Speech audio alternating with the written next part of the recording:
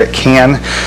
We have Fire Chief Kreitz here to discuss the building height code language. So the current code language says that the purpose of building height standards is to prevent loss of life or excessive property damage through the inability of the city fire department to reach upper stories or roofs and to help maintain the character of neighborhoods. And I think the chief will speak to maybe some of the archaic language in the fire department side, which would just open up a conversation about what does maintaining the character of our neighborhoods look for Seward. And so we've kind of done some research on other viewshed towns in Alaska and shared that in the packet to kind of tell you where they are. And some interesting things. Seward's pretty unique where we have kind of a standard building height across the board minus one little square near the harbor, where other towns have they have like a standard building height, but then either based on your zoning or CUP had the potential to go up.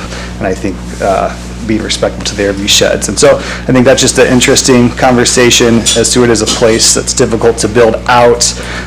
Employee housing feedback, so we've reached out to several of the larger employers in town and asked them to provide a narrative of the housing issues from their perspective. And we also reached out to the Chamber of Commerce so they could send out that same information to some of the smaller organizations or businesses. And so I hope you took some time to read those narratives. I thought they were pretty enlightening.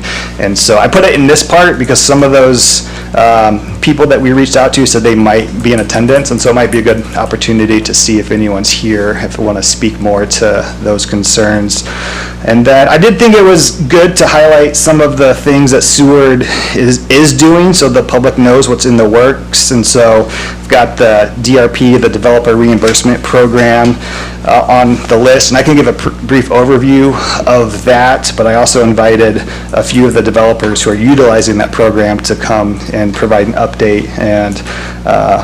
And so I saw Joe Tugas just walk in, and so he said he'd be willing to chat about what's going on at the Hilltop Properties. And then the Rural CAP program, which is the Rural Alaska Community Action Program where groups of residents can work together to build several homes, and they have a project upcoming in Seward. And so we've got, is Chris here, and I think Valerie on the phone line to present that program in more detail and answer any questions that you have. And then also the chair put together a pretty good list of recent accomplishments in regards to housing in the back of the packets, and so thank you for doing that.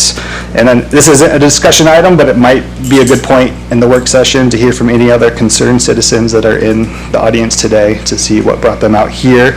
Not to put anyone on the spot, but then like I said, the second half of the agenda can be where we get into some really good discussions. And so for public awareness of the Planning and Zoning Commission, it's a recommendational arm of City Council when it comes to anything related to land use and subdivisions. And so those are titles 15 and 16 in Seward City Code. And so the commission can't tackle all the housing concern from every single angle, but there's quite a bit in those titles that we can have discussions on and make recommendations, or you all can make recommendations to City Council. So what we've done in the packet is pulled any of the information from those titles that pertain to or are related to housing. And so that just might be a good foundation to kick off some of the discussions after we've heard from our speakers today. And then moving forward, if there's specific areas the commission agrees should be looked into more detail, let us know. We'll do some back-end research and then have some more pinpoint work sessions in the future to see if we can make some progress on this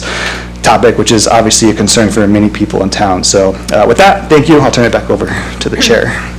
I'd just like to mention Brennan provided a lot of information, and will these be available as laydowns on the website? I think we, talking to Brennan this morning, if during the discussion there's some topics of conversation related to any of these that he will pull out, we'll include those as laydown, and if not, we'll include them in future work session packets when we talk about those specific topics. Yeah. It's a lot of research. Okay, well, let's move on to our first presentation, Housing in Seward by Nicole Lawrence. Hello. Hi.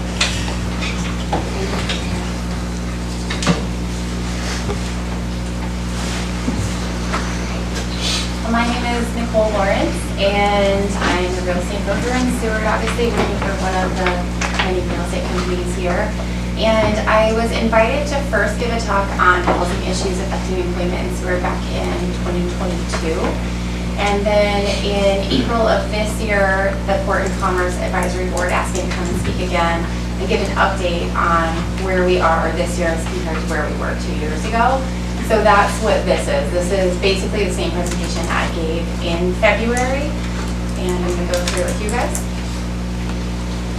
So there's a lot of information in these slides, and the reason for that, I'm not going to read it all, but the reason it's so informational is because I don't want things to be taken out of context when I'm not around. This right here is a summary of the difference of rental rates back in 2022 when I first did that presentation, and then in 2024.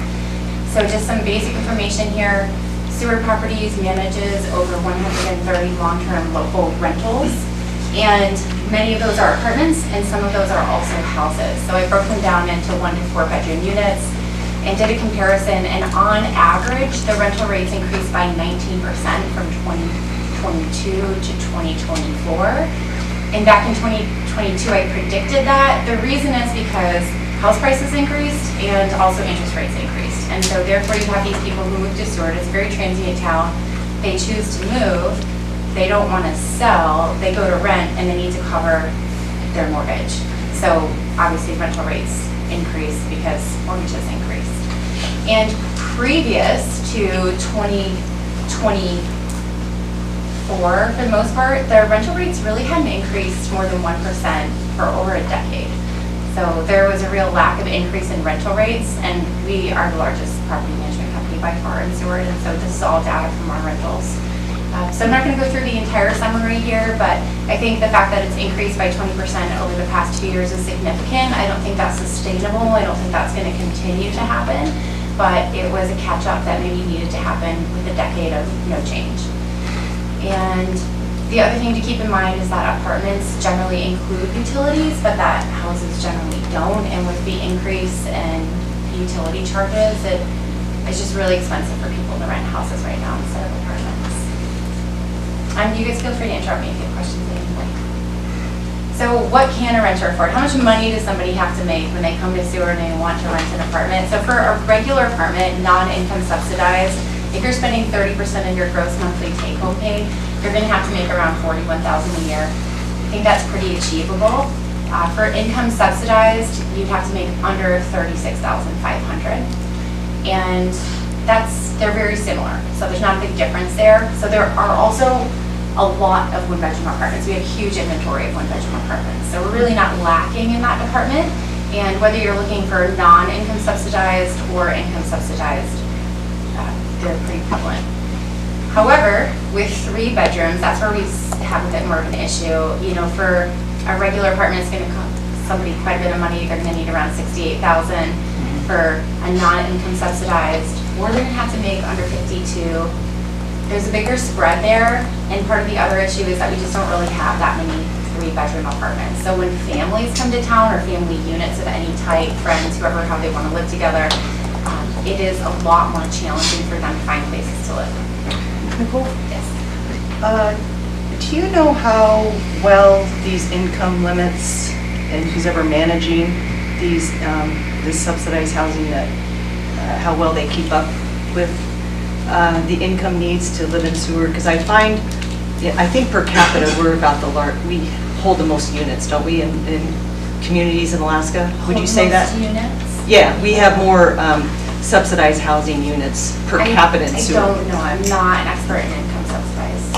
Okay, I've heard that. We can maybe check that out. So I would agree with you that we do have a large amount of them. It's based on the Kenai Peninsula Borough, this income limit that they have. So it's not Seward specific. It's really across the entire Kenai Peninsula Borough. okay. Yeah. Maybe it's for another subject, but I just feel that they're not current with our income needs, and I get the feeling that they hold people back, that there's housing needs there, but they get them stuck in these and they can't, and it seems like more housing could be available if they kind of loosen up those income bases. I talked to the people who own a lot of these income subsidized units, and they said that they often have a lot of vacant units because the paperwork is a lot of work for people to fill out. And so not everybody wants to go through the rigmarole of filling out all that paperwork. And then a lot of these families end up not being able to qualify anyway. So the units that are more often vacant for them are the 3-bedroom ones. Well, and you're also struggling with income variations throughout the year because we're seasonal, so people will make more money and then that'll kick them out of their qualifications, correct? That's correct. So moving on past rentals to homes, the average financeable home in Seward is around $400,000. And when I say that, I'm taking out all of the homes that are not financeable. So if a home is not financeable, it's going to be cash only. And when we take those out of the picture, the average is around $400,000. It's pretty general. This looks like a lot of information, but we'll break it down really simply. The blue line is days on market. Back in 2018, a house would sit on the market for an average of around 3 months before it went into contract. In 2023, that went down to just 15 days. But the reality is that if a home is well priced and in a good location, it's going to be on the market in less than 7 days. The red line are the number of homes sold, and on average, we have about 42 homes sold a year. Last year in 2023 was only 24. So a major lack of inventory for people who are looking to purchase here, which is disappointing, but it's kind of what we're seeing this year too. So this slide is also representative of what we're seeing in 2024 year to date. So 2023, we had completed the sales transactions on 18 homes by this time, and this year we're only at 15, so we're down 20%. Pending and active sales are up a little bit more, so by the end of the year we might end up being on track with around 24 homes sold, but that's still significantly, these would be the 2 lowest years in the past 15 years of real estate. Can I ask one quick question? Do you have an inventory, an idea of how many unfinanceable homes there are? Yeah, it differs from year to year. It just does. But I would say if 40 homes came on the market in a year, which is standard, that at least 8 of those are going to be non-financeable. Okay. It's a pretty significant amount. Because We're talking about such a small the code requirements and some of the older homes that don't meet code and they have don't to. have septic that works right. You can finance a house with water catchment, but if it's not hooked up to electric, if it's off-grid, then you have to do what's called a recreational loan with 30% down, and most people don't have the money to do that. Okay, thank you. Excuse me, when you mention that, are you talking about inside city limits? I'd say These throughout, Vistana? I would say this is in 99664 area code, when you're talking Okay. about non-financeable homes. Right. Yeah, I would just Okay. use the entire area code. That's good to know. Yeah, Okay, I have thanks. never thought to break it down inside city limits. It's honestly, most of them are outside city limits that are non-financeable. Okay. Good questions. And the median sales price in 2023, year to date, was around 480, and right now it's around 385. And just so that doesn't get misconstrued, the value of homes has not gone down at all. It continues to go up in value by about 5% a year. But we just, in 2023, had a lot of homes over 500 and 600,000 that were listed for sale. And this year we had a lot of really great, middle of the road priced homes around Doorway. We've had a lot of homes. Marathon has had a number of homes sell. So we've had a lot more affordable homes sell this year, which is really great. So what can a buyer afford? If a house is going to cost $400,000, 5% down, which is what we see most buyers do, 6.5% interest on a 30-year loan, they're going to need to basically make $136,000 a year in order to only spend 30% of their gross income on housing. When I gave this presentation in 2022, you only had to make $99,000 to cover the average home price at that time. And that is obviously because the home price is increasing, which I doubt is going to change, and interest rates, which we do hope change so that things are more affordable for people. Who's buying? I think this is a really important thing to go over. There's a lot of misinformation that goes around town. So this is based off of Seward Properties clients who purchased residential properties over the past 5 years. We represent over 50% of all sales transactions in Seward, so we have a pretty large data set. 75% of all the homes that were sold were owner occupied, and 41% of those were first time home buyers, which is pretty significant, and I don't think gets the credit that it should for all these first-time home buyers that really want to move here and put down roots. Long-term rental investments, 13.5%, those are mostly sewer people investing in the sewer market. They're not really out-of-towners as much as you would think. Second home, 9%. I think what's really fascinating about this is that it's people from out of town and out of state, but they're buying non-financeable homes with cash. So they're buying homes that a lot of sewer people can't qualify for. So a lot of people get upset, oh, it's a second home for somebody, but they wouldn't have been able to qualify more than likely anyway. And these people come in and they actually fix them up. I've seen this happen multiple times. They put a lot of money into these homes. They fix them up, and then when they go to move, they're suddenly financeable for the sewer people. So that's nice to see.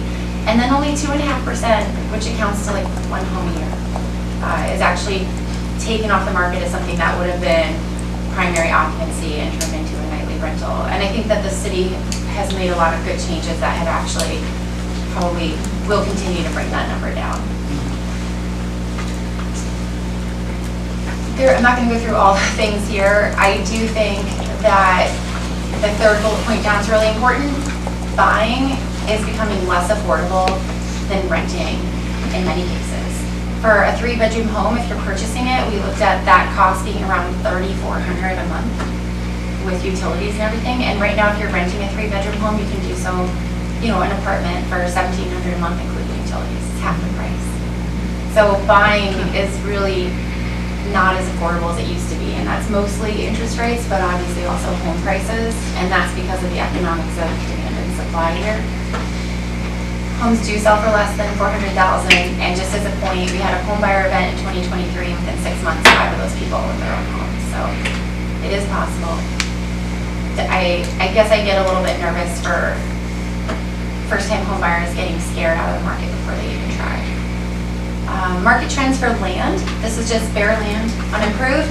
Outside city limits, about $110,000 an acre. This is a really rough number. It's based on flood zone location, utility, all of that kind of stuff. Inside city limits, a single 0.07 acre lot might sell for around the same. And what I would call midtown, about a third of an acre would sell for about the same over by the Safeway area. So 110 is just a good general number to have in there. Hilltop subdivision, as you guys know probably better than anybody, is going to open up a lot of parcels for development, 77 I believe, but it's not going to absorb the needs that we have in our market for quite a long time because the homes still all have to be built. So it's great that it's happening, but it's going to take time for that to affect our market positively. The total cost to build, I think this is really important for people to understand, especially the city of Seward, when you're opening up land for people to build on, is that the typical home buyer in Seward, the typical person who lives here, cannot afford to do a construction loan. It takes 25% of the total cost is the down payment or equity to do a construction loan. And if we look at the best case scenario, it's $110,000 for the lot, $25,000 for utilities, and that's best case scenario in utilities. Building costs, I called 5 different contractors. Your average is around $275 a square foot. So in the end, this total cost of this lovely place that doesn't really exist would be around $465,000, and you'd have to have at least $120,000 down, which is just not, it's not really our buyers in Seward. It's our buyers from Anchorage and our buyers from out of state. So when you open up land here, and it's just a single lot, and it's not multifamily or anything, it doesn't allow for any of that, the people buying are typically going to be the people in Seward. I think, the people who are doing the Hilltop development can speak more to the information on who's purchasing, but I think there are a lot of development companies, maybe Rural Cap's doing some other people are developing up there, but it's not always just you or I going up there and putting that much down on a house. So it is a challenge for people to build out of pocket. What's been done in the past 2 years, you guys actually have a really great supplement at the back of your packet that Carol put together that I think is excellent on what the city has done in the past few years, and it's way more detailed than this. The things that I notice are really just supporting utility development to Hilltop, I think is huge. That's great. City enforcement, a few years ago you guys changed things with the urban residential zoning so that if you are already doing a nightly rental, you can continue to do so in that zoning, but if you haven't, you cannot. And I think by attrition, we're going to get a lot more homes on the market. I can tell you as a real estate agent, I have seen a major change in the marketability of properties that are zoned urban residential that weren't already doing nightly lodging and now never can. And then multiplexes. A lot of employers, I really want to thank for building more multiplexes for their employees, because sometimes those employers end up using single-family homes for their employees, which takes them off the market. So it's great to see those going on. Possible solutions, again, I'm not going to go through all of this.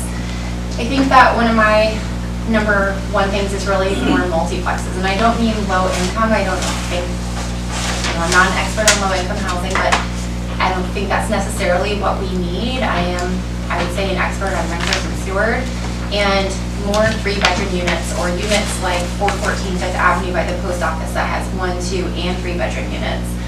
Because it's walkable, it's in the right place, it's in a high density area of Seward.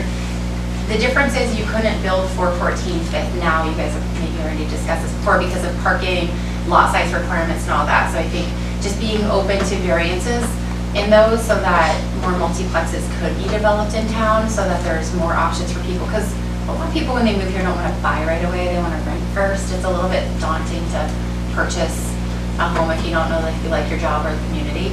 So having more rental options downtown would be really So great. I'm confusing, you're using multiplexes and multifamily interchangeably here? Or what do you? Yeah, I mean, a multiplex, multifamily, sure. Yeah, like anything from a duplex to a 14-plex, really. Okay, because I was thinking multiplexes versus employee housing. but- No, sorry, no, Okay. that would just be employee housing. But no, I Okay. thank you, Rhonda, for clarifying that. I Yeah. specifically mean anything that allows for 2 to however many units could possibly be there. Which I do think that the building height would help more units be involved in more buildings if it would help. Did you have another question? Just to clarify, and back in the, later in the packet, you noted that there was a 0.8% there was nightly rentals in R3 multiplex places. Is that legal, or like an apartment building, you can actually do a nightly rental? Yeah, and a lot of those short-term rentals in R3 are actually in single-family homes, because R3 allows for multifamily, but someone can still build a single-family home there. So it's not necessarily that they're in multifamily homes, but short-term rentals are allowed in multifamily homes and single-family homes. So an apartment complex, I could be renting an apartment complex, be gone for the summer, and have it rented out nightly. Well, in R3 right now, no, that wouldn't be allowed. Yeah, But But if it in was- commercial zones, it would be. yeah, in allowed. commercial zones, that would be allowed. It could be. Okay. Thank you. Yeah, and that's all I have. So if anybody has any questions, I'm happy to answer them. If not, thank you for allowing me the time. I have a quick question, Chair, if it's okay.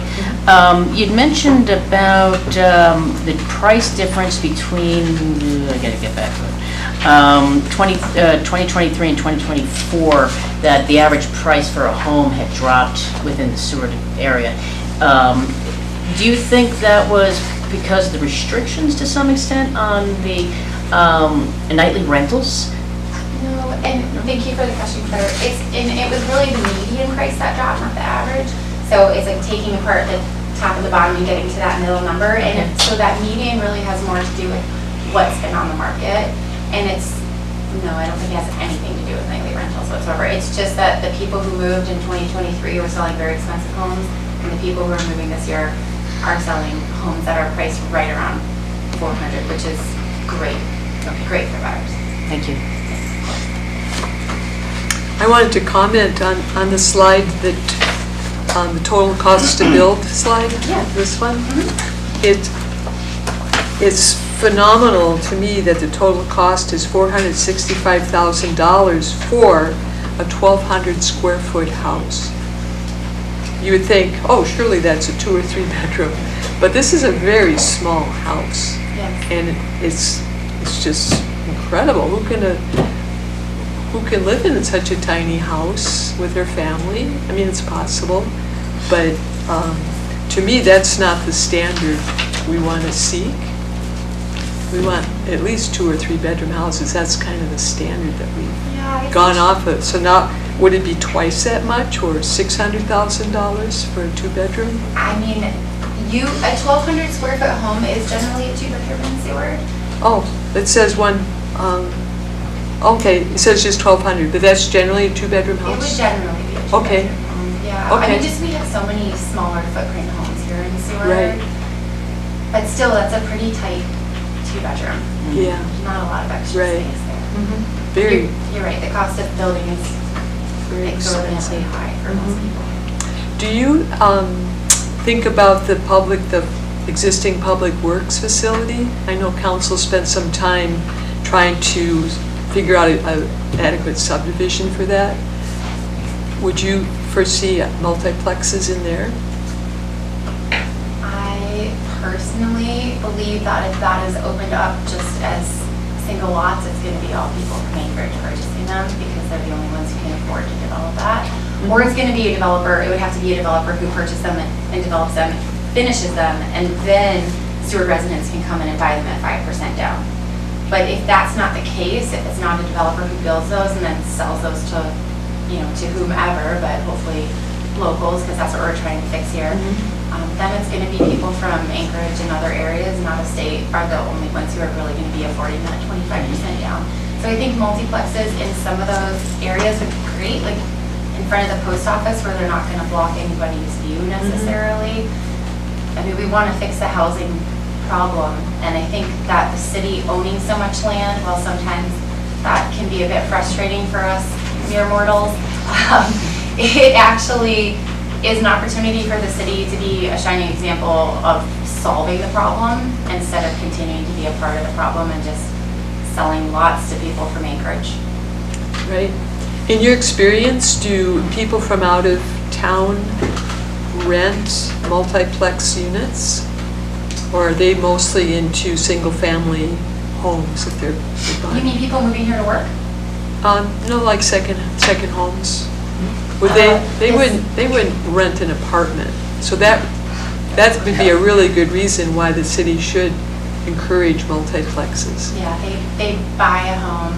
Typically in the past, they would buy a home that was zoned urban residential and they would rent it out on a nightly basis. Interesting. And then they would just use it for a few weeks here and there, but that's harder to do now. How about a condo unit, condoplex, where they Yeah, each they- own I mean, individual, they- and that be conditioned that they're on the homeowners association, that it can't be, rented out nightly rentals. It has to be minimum year if they are going to rent it, that kind of thing. There is There's- only one official condo association in town, which is off of Sweatman, or I think Sweatman, yeah. And that is one of their rules. They can only rent things out on a monthly basis and not on a nightly or weekly basis. And those are all either people from out of town who just have a place they love to come here and fish and they're not doing nightly rentals. They just come in the summer, or it's locals who live there long term. So that's been a really successful example of not having nightly rentals take over a multiplex. Okay. Do you know the mechanism to support what you just said about the city selling it to local residents at 5%? How can you discriminate that way? I'm not sure I know exactly what you When we were talking about the lots at the existing public works facility? Yeah, you mean so what I was saying is if a developer built there Okay, and then they were finished homes, okay, and then people in Finance Seward it. can qualify for financing. And it would be a lot of locals who would probably want to qualify for financing, Or the developer could finance it for them. or the developer could finance it. But if they're just vacant lots, there could be Seward people who are interested, for sure. There are people here who have good incomes and can afford that, but just not a lot. so the mechanism is the city sells it to a developer who will create the homes, and then it's not just Seward people that would qualify, anybody could That is qualify. 100% correct. But you can't And so there discriminate. wouldn't be discrimination in that sense. Okay, okay.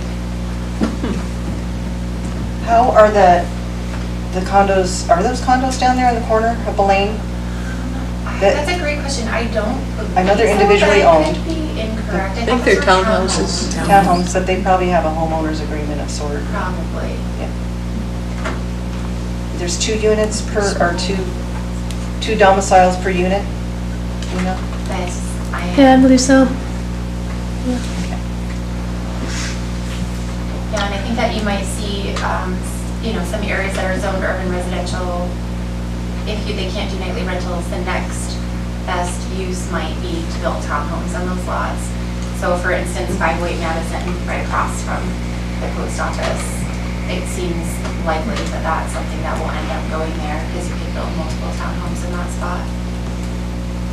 Would you say townhouses are popular with out-of-town people though? They are, they're popular, but they're also popular for in-town people. Okay. It just depends. It's so tricky to try to discriminate without discriminating. I think it's the nightly lodging thing that's been taken care of that would really change it. The townhomes that are on, is it 5th, right at the end, 705th, you know, those were, I think maybe, I can't remember exactly what their zone, I thought it was urban residential, but they allow for nightly lodging, and so those can be used for nightly lodging, and so they are, some of them. So I think it's just really making sure that even whether it's a condo or a townhome or whatever, just that like nightly lodging is not a component of that. Right. Okay. Any other questions for our presenter? I would just a quick one. Well, I want to say thanks, Nicole. This is great. Just very understandable for me, which I appreciate. And just some great points that really helps me wrap my head around it. This point about, you know, move here, want to rent first, and then buy, like that, on that track, right? It seems like, you know, I feel like you have a good perspective on this. I want to get a little more. But you can get a job here. It seems like that's not an obstacle. Renting, so I imagine, is some obstacle, and buying is an obstacle. Like with, you know, you've had specific examples with people who go through this, like putting that all together, like where are people kind of like, no, can't do sewer, you know, where are they kind of dropping out? Like is renting as much of an obstacle as buying? Is, you know, like where do they not even, they just evaluate, all right, got the job, but can't even afford it, so we're not taking the job. You know, where do they drop out of sewer, you know? I think it depends on the person who's applying. Where the dropout rate would be is people who have larger families who are coming here to rent, because there just aren't very many rentals that allow for larger families. So I think that is a real challenge, and that will keep them out of the rental game. Also, people who move here with a lot of pets. Most of our rentals do allow pets with an extra pet deposit. So when people post online, nobody allows pets, that is totally false. But if you have a lot of pets, if you call and say you have 4 dogs, the likelihood of somebody wanting to rent to you is pretty slim. So I'd say anybody who has a very large family or group that they're living with, or a lot of pets, if an employer is looking to hire somebody like that, they are the people who are going to have the hardest time finding a rental. And a lot of times aren't necessarily going to be ready to buy a house financially right away. I think the thing that I see that's really sad, where people drop out, they move here, they find a rental, you know, maybe it's just 2 people with no pets, pretty easy to find them a rental, and now they want to buy.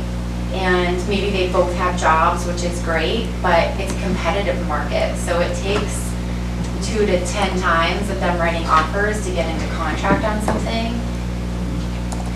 And that can be really frustrating for folks. But they do it. I mean, 41% of the 75% of people who bought homes to live in year-round were first-time home buyers. Cool. So you write an offer, and then what happens? Like someone else can offer, or just Multiple people can offer. So say there's a house in the market you like, and a lot of people like it. There's going to be anywhere from 2 to 20 offers, is the most I've seen. And then the real estate agent sits down with the seller and puts them all on one sheet of paper so that they can see all the differences side by side. Otherwise, it's a million pieces of paper to go through. Yep. And then that seller decides which offer they want to go with based on all the options that they have in front of them. That's how the multiple offer situation would work. Buyers they're blind. They don't know what the other offers are. They just make their best offer, hope it's competitive. Confidential. And in that case, maybe if there's a couple close offers and they see it's a local. This has happened a lot, that people who sell here would prefer to sell to somebody local, and they Right. don't even have to be local to want that for our community. Right. We had somebody this year who lives in Homer. They listed their home for sale. They had 4 offers. The highest offer was not the offer they chose. Oh. They chose to counter back to the local person at a slightly higher price than they had originally said they would pay, and the local person, this has happened multiple times this year, was more than happy, because you're just shooting in the dark at throwing a number out there. So like, oh, just 3,000 more financed over 30 years and I get the house instead of somebody else, great. So I do see a lot of loyalty within our community of people wanting to sell to other locals rather than somebody from out of town. And now, like, getting back to maybe what Carol's point, you know, with the city lots being able to subsidize or help, or, I don't know, that Sitka article that was sent, I'm gonna just throw out there, but is there a way to kind of make up, you know, the difference where a lower offer, some type of program can give the seller the you know, like, more closer to the biggest offer they got, you know, if they choose a certain, is that I mean, something? I don't know for sure how that Yeah. would work within a Clearly, I don't governing either. body, but Yeah. I would just say that, sure, there are ways that an entity could assist with covering what's called an appraisal gap. You know, if I see a Okay. house come on the market for 300,000 and there's offers that go all the way up to 350. Yeah, And let's say I'm one of the buyers, and so I say, you know, I'll pay up to 330 because that's what I'm qualified for. But there's a difference between what the house is listed at and what I'm offering to pay, and that's a gap. And when the appraisal comes in from the bank, there might be a $30,000 difference. So the seller's going to be smart and say, well, why would I take your $330,000 offer? Because if it doesn't appraise for that, now we're right back to square one at 300. So offering to cover portions of appraisal gaps could be one thing.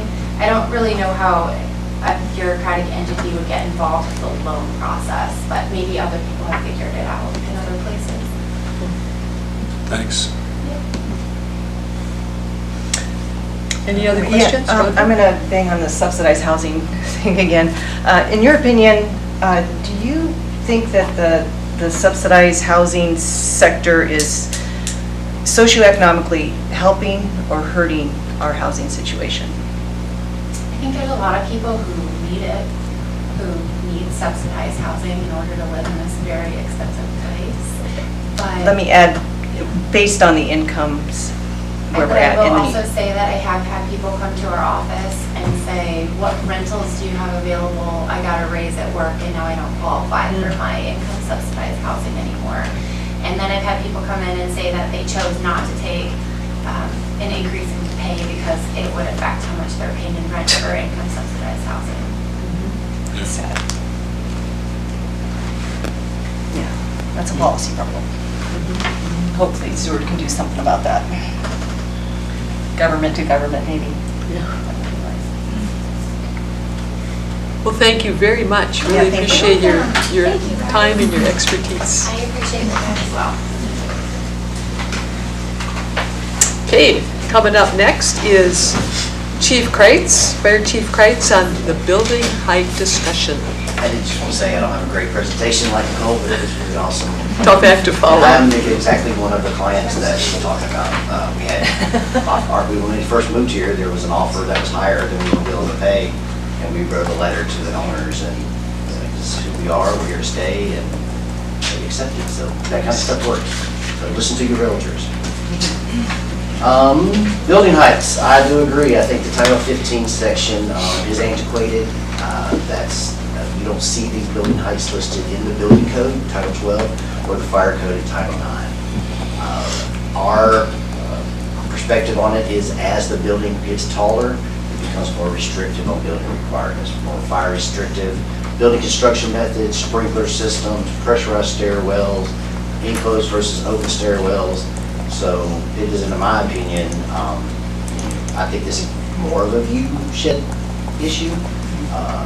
And I get that, but I do definitely see where, just in my opinion, that we can definitely go up higher in some areas that would block this viewshed and that would still be safe for life safety. Is that the end of your presentation? Pretty much it. It's really questions. I mean, You have my support as the fire chief of going taller. How tall? Great minds think. Right, so when we talk about commercial, so say the Gateway Hotel, you're typically 10 feet per floor roughly, because you got chases with your plumbing and everything. So being able to go up another 2 to 40 foot, adding that fourth story, that's a significant amount of rooms to an apartment building or to a hotel or to a multiplex. So I definitely think in the 40 to 50 range is very doable for Seward. The deal with the ladders, like I said, the building requirements are going to get people out safer because they have sprinkler systems, they have the pressurized stairwells, we're able to go inside instead of having a ladder outside necessarily all the time. We do have a ladder truck that extends 75 feet. You have about 20-foot setback to set it up, so realistically, still in that 50-foot range for a rescue from a window, if that was the case, if that was needed. But I also want you to picture Captain Cook Hotel. Everybody been there? There's no ladder truck and anchors that can reach the top of that. So that just shows how the fire codes and the safety building codes make it so that people can get out. Are there loss of lives in these type of buildings? Absolutely. Google the Las Vegas Mandalay Hotel fire. It happens.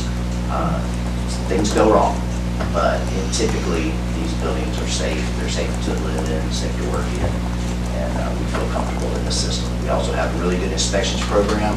We're making sure all of these sprinkler and fire alarm systems throughout the city, if they're tested annually, if they're up to code, if they're a status 4, which is the highest level they can be. So we stay on these businesses for that reason, because we want it to we're not as concerned about the property. If the hotel, if the AdTech building burns down, insurance will pay for that. We're worried about getting people out. And so that's why we stay on these people, about keeping the sprinkler and fire alarm systems up to date. And I think we do a really good job of that. Do you have concerns about earthquakes going higher? Again, the building codes, there's a whole new building code out there just for seismic construction. So as it goes up, yeah, it's definitely going to have to be engineered. And, we do have a unique soil situation for sure. But with the fiber compaction, we can actually probably ask Joe better than I do. He's more the engineer, but they have really good, strong soils once they did the fiber compaction versus the tube that just does not work very well. That she actually found out you trying to use the tube is not a good solid plan. So definitely fiber compaction. Do you have suggestions on where higher buildings would not impede the view shed? Obviously up against the mountain. We were approached by somebody about 3 years ago thinking about, I guess it was a majority landowner behind Gateway Apartment. Pacific Park? Pacific Park, thank you. Pacific Park, that, hey, if I bought the rest of these lots, would you think about a 6-story apartment building there? Wow. And said, absolutely, it'd be great. I have my opinions on view sheds. I don't know that, I have great view shed from my home. Sure, I would not want a 5-story building blocking my view sheds. I have 3 mountains from 3 different windows. But I can just go to another window. I can look out the street somewhere else. There's views everywhere surrounding us. You're not building a 3,000-foot tower, so Mount Marathon's always going to be there to look at. You've got Mount Alice across the bay to look at. I think we have views surrounding us everywhere. Just take a stroll along the beachfront park and it's beautiful. So we live in a gorgeous area. Obviously you don't want stacked rows like Miami and Fort Lauderdale where you can't see the beach unless you pay to see the beach. Right. But with us owning so much campgrounds, we're never going to have that problem, right? So where would you like to see them? I had a vision last summer when we had a little cold front come in and we get the Fata Morgana, which is a really cool mirage. It was across the bay and Seward was twice the height and I was horrified. It was just like a vision of the future that I did never want to see. But twice the height. So everything was like, just tall. And well-placed places like the Fort Raymond. Scary. Some places you can tuck it in for sure.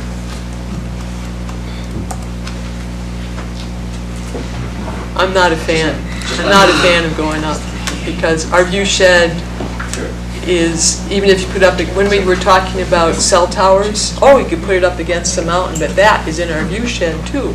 So there's other problems besides view shed. We have, we just need that sunlight so bad. And if somebody builds in front of your sun, Your southern exposure. your southern exposure it's just a very I was just stressful wondering if my situation. opinion, if it was okay or not. Oh, yes, oh, yeah. So I think there's other considerations like, and setbacks and shade, and we're just this northern city and we value that solar so much. And if somebody goes really high, you're in the shade and the dark, and it's pretty hard. I think it's a difficult sacrifice on our quality of life, just to cram more people into town. But that's a conversation the whole commission needs to have. Any questions for the fire chief? Thank you. Thank you. That's your opinion.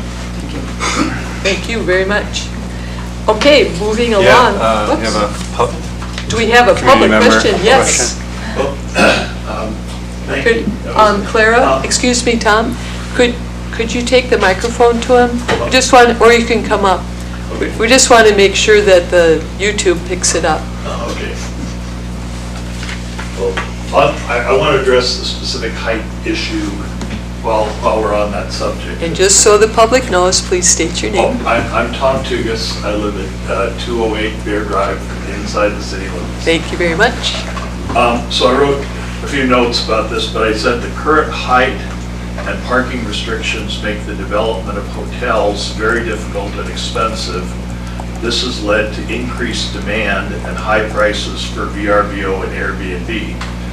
And an earlier administration made the point that the main thing that's driving this demand for nightly rentals is that there simply aren't enough hotel rooms. And part of the reason, so when the city requested to buy when two fire chiefs ago requested to buy the ladder truck, the justification for spending all the money to build, I think it was $500,000 to buy the ladder truck, was that once we had the ladder truck, then we would be able to raise the construction limits inside. And then when I came up for the CUP for the Gateway Hotel, Stefan Nielsen, who is the building inspector, I have a huge regard for. He's a great guy and a great building inspector.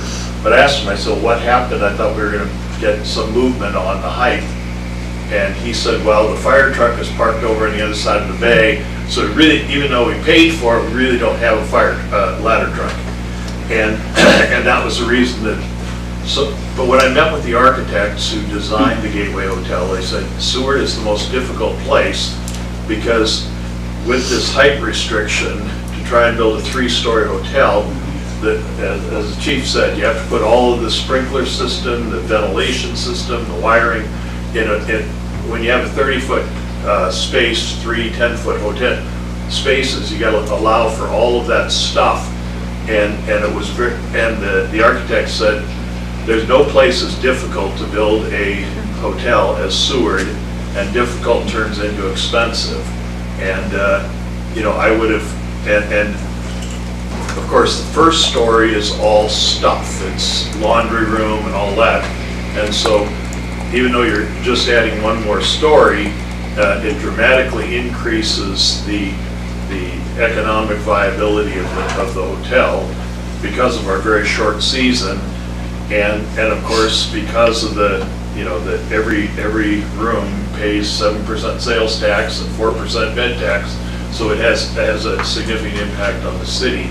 So I absolutely support raising.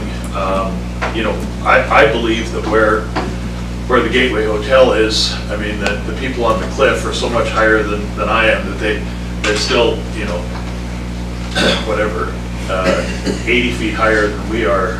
They could easily look over the top of the existing hotel or even a hotel that was 1 story higher, but when it came to the CUP, we were restricted because of not having a fire truck that would go that high. So anyway, it has been an issue. I strongly support at least having the option to have higher buildings. If I look through Juneau, I do spend a fair amount of time in Juneau, and the hotels in Juneau have the option of going higher, and the economics works a whole lot better when you can go another story.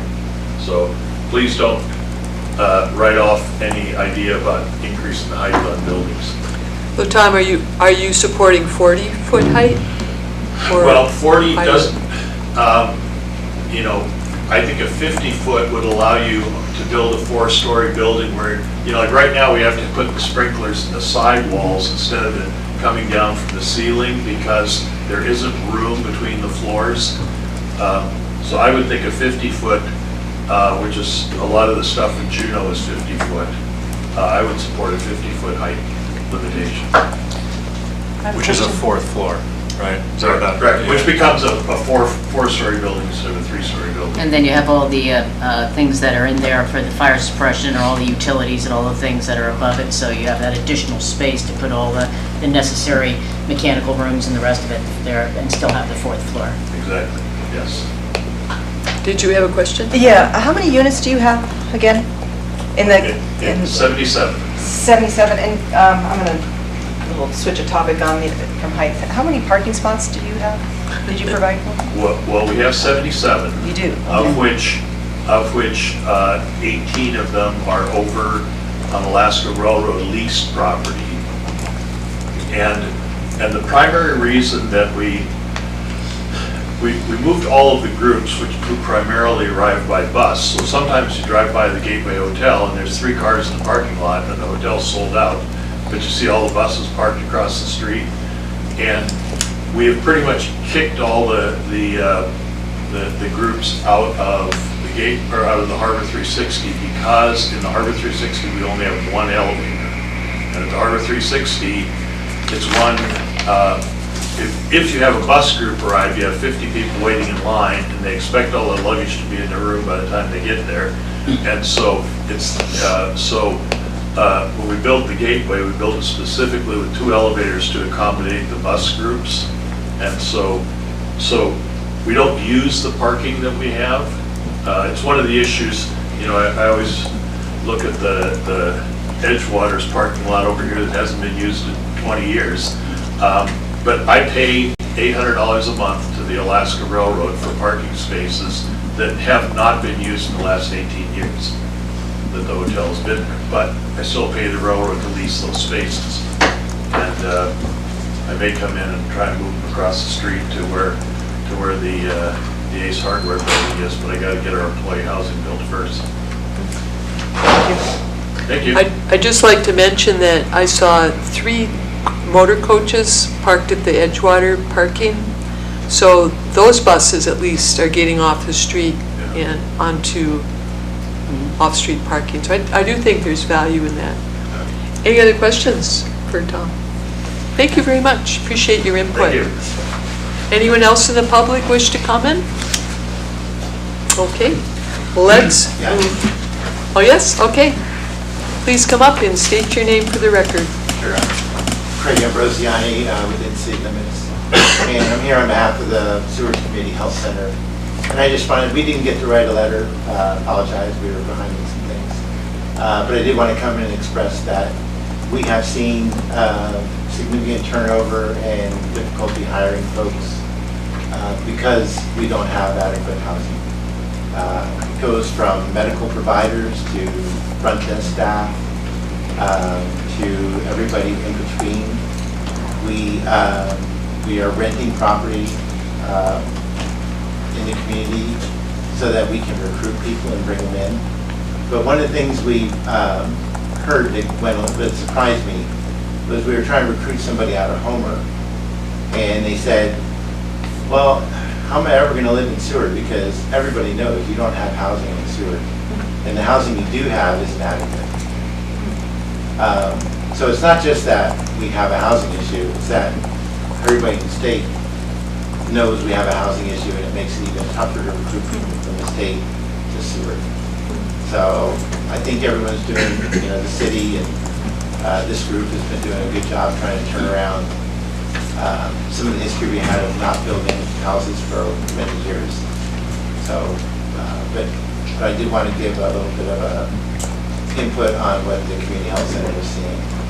And it's been challenging. It's challenging enough to get folks. It makes it harder to fill housing. Thank you. I have a question, just quickly. Craig, just for the record, in the past 5 years, how many doctors have come and gone from the sewer? Doctors, 3. 3? But medical providers, probably more like 5 or 6. But in the past year, we lost 1 pretty much because of housing. What's the difference between a doctor and a medical provider? I'm sorry, isn't it the same? They call them advanced practice providers. Okay. So a nurse practitioner or a physician assistant. Okay. Would be a practitioner. How many medical providers slash doctors do you employ? Do you want, or do you have positions open for? Typically we staff about 3.5 Okay. providers, and then about 2 behavioral health providers. And I think we all know that turnover causes a lot of inconsistency and problems in our general health of the community, correct? It does. Yeah.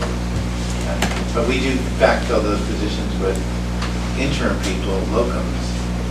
But it's difficult, it's costly to bring in locums folks that come in just for 3 months to fill those gaps. One of the costs is the housing. But we did secure housing so that we can bring those folks in while we have some down open positions. What did you do to secure housing?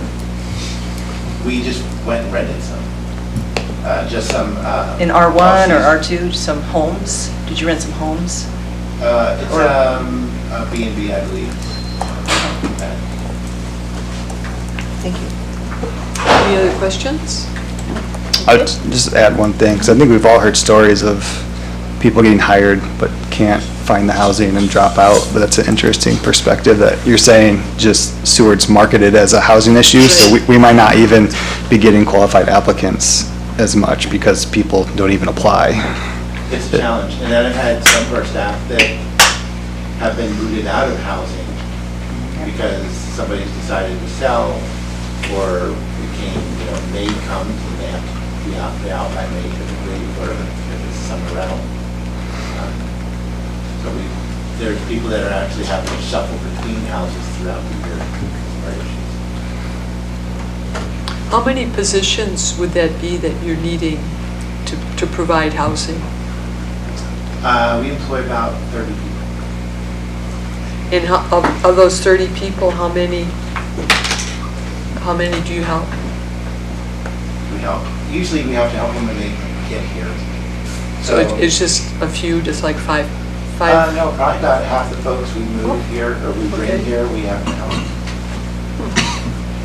So if you rented a 15-unit apartment, that would be more than adequate to cover your needs? It sounds like a Well, lot. if we did that, we wouldn't be able to offer the services we offer because we couldn't afford Right. to rent something that size. But is that realistic? 15 individuals need housing at one No, time? I would say at one time, probably more like 10. Okay, okay. Any other questions? Thanks for your comments, appreciate that. Anyone else wish to speak? Okay, let's move on to our next presentation, which is the employer housing feedback. Is that a presentation? No. Those were the letters, but some of those Okay. individuals said they would potentially be here, and so it was great that Craig was here, because that fit in right in with that topic. Right, right. Would you like to speak to that topic? Just other than, those letters are in the packet, and yeah, we just wanted to set a foundation of like, what are the issues? And so we asked, like, what are the housing concerns? How much effort do the employers need to take to try and find housing for their employers, you know? And you got the National Park Service, who's probably in the best spot because they use that local hire initiative within them, and you can speak to that, Daniel, but it allows them to recruit people who already live here so they don't have that concern as much of bringing in outside help. But it was just fascinating to read that our educational institutions can't bring in qualified people to work at the schools, AvTech, to Seaview, a mental health organization, that is a need in this community that is always constantly hiring people and looking for people, so.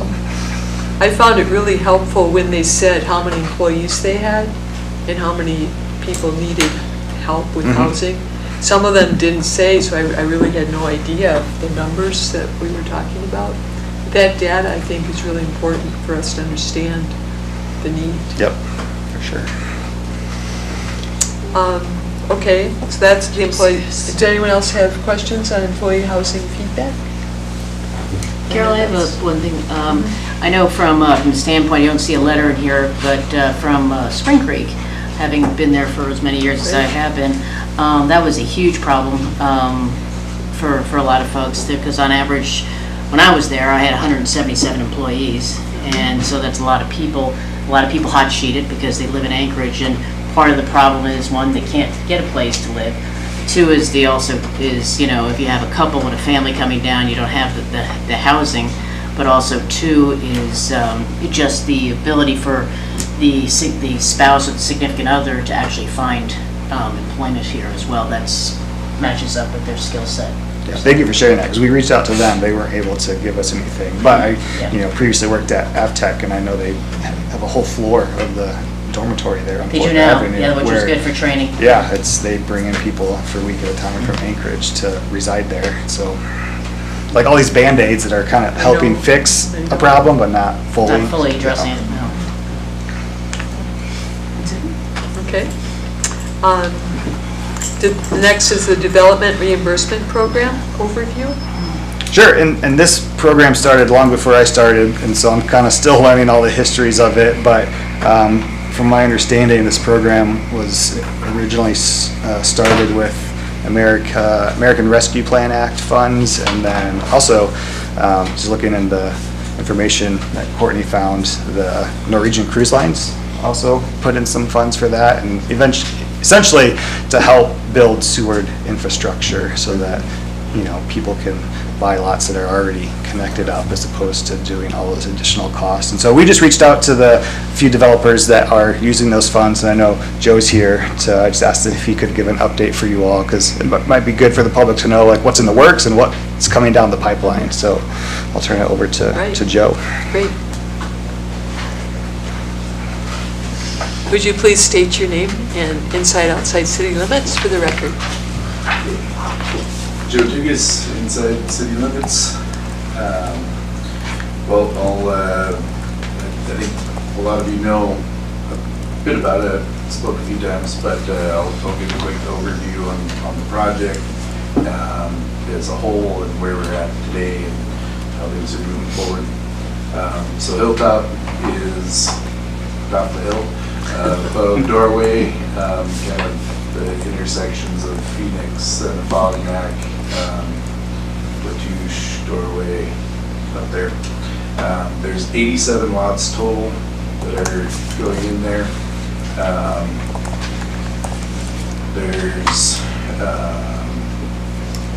We're getting the roads put into everything. There's 50 of the lots that currently have sewer, water,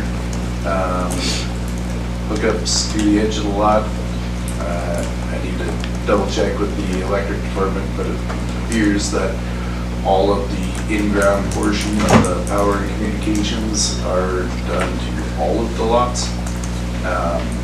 We're in the process of paving 1,500 lineal feet that goes from where the pavement ends at the top of Olympia around through the intersection at Fognac, Phoenix, and Olympia, and down Phoenix another 500 feet or so. That also includes a 5-foot walking path on the inside of that section. 44 of the lots are in a pending status or sold. 13 of the lots, we just put in contract with the Coast Guard for their housing that they're going to develop for the new cutter coming to town. They took 13 of the 14 lots that were zoned R3. Rural Cat has, we're in contract with them on 10 lots. They're going to give a presentation, and I'm learning more about that whole program every time, so I'm curious to hear more about that. 20 of the lots are either pending or being sold to Seward individuals that currently live here. There's currently only one lot that's been sold to as a second home, somebody that grew up in Seward. And so that's all coming along very well. The DRP, the biggest thing is that it made it possible for the development to happen in one major development as opposed to being phased in like 8-lot increments as we had originally planned. So essentially it made it go 10 times faster than it would have been if it would have been entirely on our own. It has also allowed us to bring the lot prices, depending on how you look at market rate in the city, anywhere from 10 to 25% below what they would have had to been without using the ERP to make the lots more affordable. So with the Coast Guard taking those 13 lots, that means there's one lot that is available that is owned R3, which would be open for nightly rentals. The other 86 are all for residents or long-term rentals.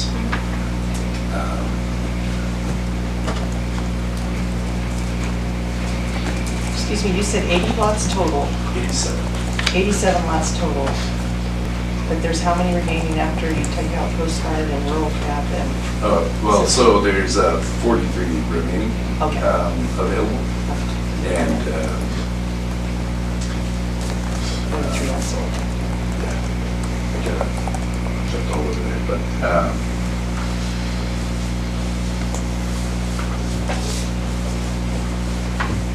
so where I said earlier, the remaining 37 lots will have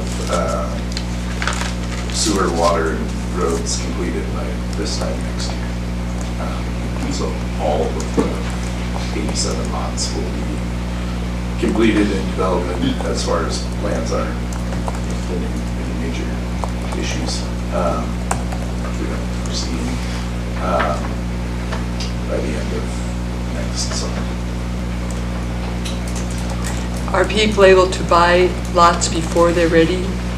Like Yes. of those 37 remaining lots, you can still sell them? They can purchase the lot and they can do all of their planning, architectural work, and they can do site prep work. They just can't, you can't really put the house up until the Right. water and sewers Right. available to it. But most people, that takes a year plus to design and deal with a contractor and get things like that. So there shouldn't really be anything holding somebody back that is able to buy a lot for the house. Are those mostly R1s or R2s? So there's one R3 lot remaining. I believe there are 3 R2 lots. So although the roll cap lots, 9 of the 10 are on the R2s, and those will be single family homes that they're doing. And I'm not sure what's going on the other R2s that have been purchased, but there'll probably be a few duplexes up there that will get built, but I'm expecting the majority of them to be single family homes. And townhouses? So we have 12 lots that we designated for townhomes, and those were all in the section that the Coast Guard is in contract on. So they're going to develop those lots into single-family homes? Those, They will be. I haven't seen, they don't have a final plan yet, but they're all going to be coastal, single family units. Okay, Going into okay. best owners. Well, it's really exciting that It's, we have availability. yeah, and, you know, it was trying to make a nice neighborhood that's close to the schools and walkable to town, and, but trying to make a place for Seward residents to live and not make it a gated community or things that are out of reach of Seward residents. And these are all like, going into Cole's example, you buy a raw lot and it'd be like the total cost to build. Everyone's like bringing in their own contract, developer, and you do it all. You buy the lot, you do it yourself, right? So as far as we are, as a land developer, yes, we are, that's as far as we're going, is selling lots that have the roads developed to the city spec, they'll be maintained by the city, have city sewer, water, power to it. Now, several of the lots that we've sold or are in contract on, it's a home builder that's buying it to build a home for somebody that's pre-qualified. So they are doing the construction loan like in-house, Yeah. and then turning around and selling it to a home buyer. So they're dealing with a pre-qualified home buyer, but they're doing the construction financing as part of the home build. Gotcha. So that the buyer doesn't have to go out and get a construction loan. They can do a traditional mortgage or first-time home buyer, or whatever programs they qualify for. So we're not doing that, but some of the people we've been working with. Yeah, that's an option, that there might be several doing that. Yeah, gotcha. Cool, I just want to understand. Thank you. Could you explain how the reimbursement part of that program works? Well, so the city is paying for 50% of the development of the critical infrastructure. So road development and utilities. And then as we sell lots, we're paying the city back for the portions that have been forward funded by the city. So I can jump in there. Sure. Essentially, the developer will provide the city with an invoice or a receipt if they've paid, and the city will provide those funds to the developer, and as the developer sells the lots, they'll get that 50% back to the city. And so right now, there's currently no funds in the DRP because they've all been allocated for the current developments, but as Hilltop and the other developers sell their land, the city will get that 50% back, and then in the future, there'll be further DRP funds for not only developers, but a mechanism I understand was put in place maybe a year ago to allow just residents to apply for funds if they want to bring infrastructure to lots that are undeveloped. And does that go into a restricted fund? DRP fund. It'll go back into, the funds, Okay. we'll go back into the DRP funds. Okay. Yep. It's like Seward has its own DRP fund, just to Seward. Seward has monies that were granted through the American Rescue Plan Act and given through Norwegian Cruise Lines, and so that money will only be used for the DRP. Eventually, we lose half of it every time it's allocated for a project, and so it'll kind of dwindle until there's nothing left in it, but we're still in like kind of the first round of it, and so, there'll be, I think, significant funds available in the near future. And so quarterly, we have a report of lots that are being sold. And then with that report, we pay back to the city per lot that's sold.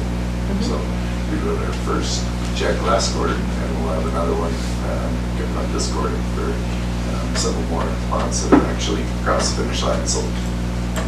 Has that been a smooth process for you? With the city, it's been fantastic. Great.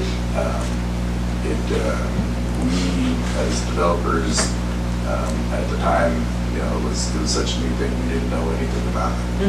And like I said, it changed it from being able to do just small lot improvements and development to being able to get the whole thing on in a much faster rate. And so it's worked out very well for everybody. Yes. A little bit more on the mechanics of this. I understand Hilltop Properties was granted $3.9 million, and some of that came from some public works funds, correct? And then also some DRP funds. It was a combination of funds, or was all the 3.9 DRP funds? It was all DRP funds, but the city took the DRP funds and moved them into different accounts that are labeled different things. I'm assuming for the type of, I don't know, infrastructure that they'd be used for, but they're all DRP funds. Okay, so the full 3.9, as the lots sold, you have extrapolated that over the 87 lots, that will all come back, or 50% of that will come? Yeah. So we'll be getting 1.5, 1.98? Basically 2 million back. And none of that was forward funded as far as like a check. It's all just been direct off the invoices. So we hire Petco for doing things, or Atlas Paving, or a surveyor. And as those invoices get in, they get paid and then reimbursed. Okay, and added to that, there was 6 lots up that Larry Harmon just put in utilities, and they also use DRP funds, correct? Correct. So does the city, or do we have an amount that we're going to maintain in this fund? So we have 2 million in there now that we've clawed back. And, Well, we haven't gotten those funds back yet. Like, once they've sold all the lots, the city Oh, okay, once they sell, will have yeah. those back. And I don't know the threshold of how much funding needs to be back in the DRP before the city will open up the program for applications. That would be more either city manager or city council question.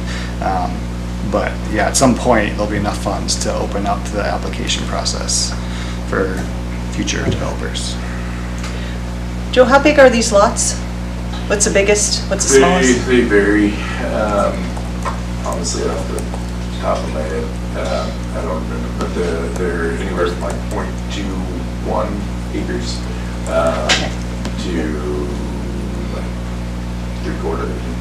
Okay, so not suitable for septic and well No. of any sort, okay. And they all, putting in city sewer and water was totally made sense. You know, it's right there, it's available, ties in with everything, so easy. One more question, and then unless you go ahead. No.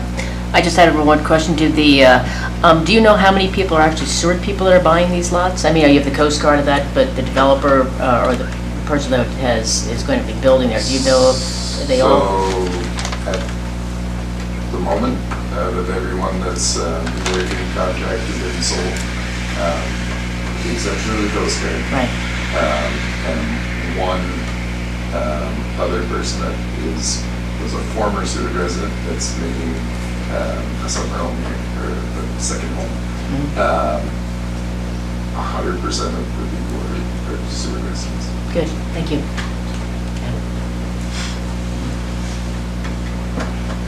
Any other questions? Just, in your opinion, what do you think could mitigate the cost of building in Seward? Sorry, what's that? In your opinion, what do you think could mitigate the cost of building in Seward from $250 to $300 per square foot down? That just seems very too high. Scale. You know, if you're building multiple homes of similar footprint layout, so somebody builds 10 homes identical at one time, where you don't have like all your demo fees, you don't have custom arrangements for them. You change the color, and you change the flooring, and that's about it.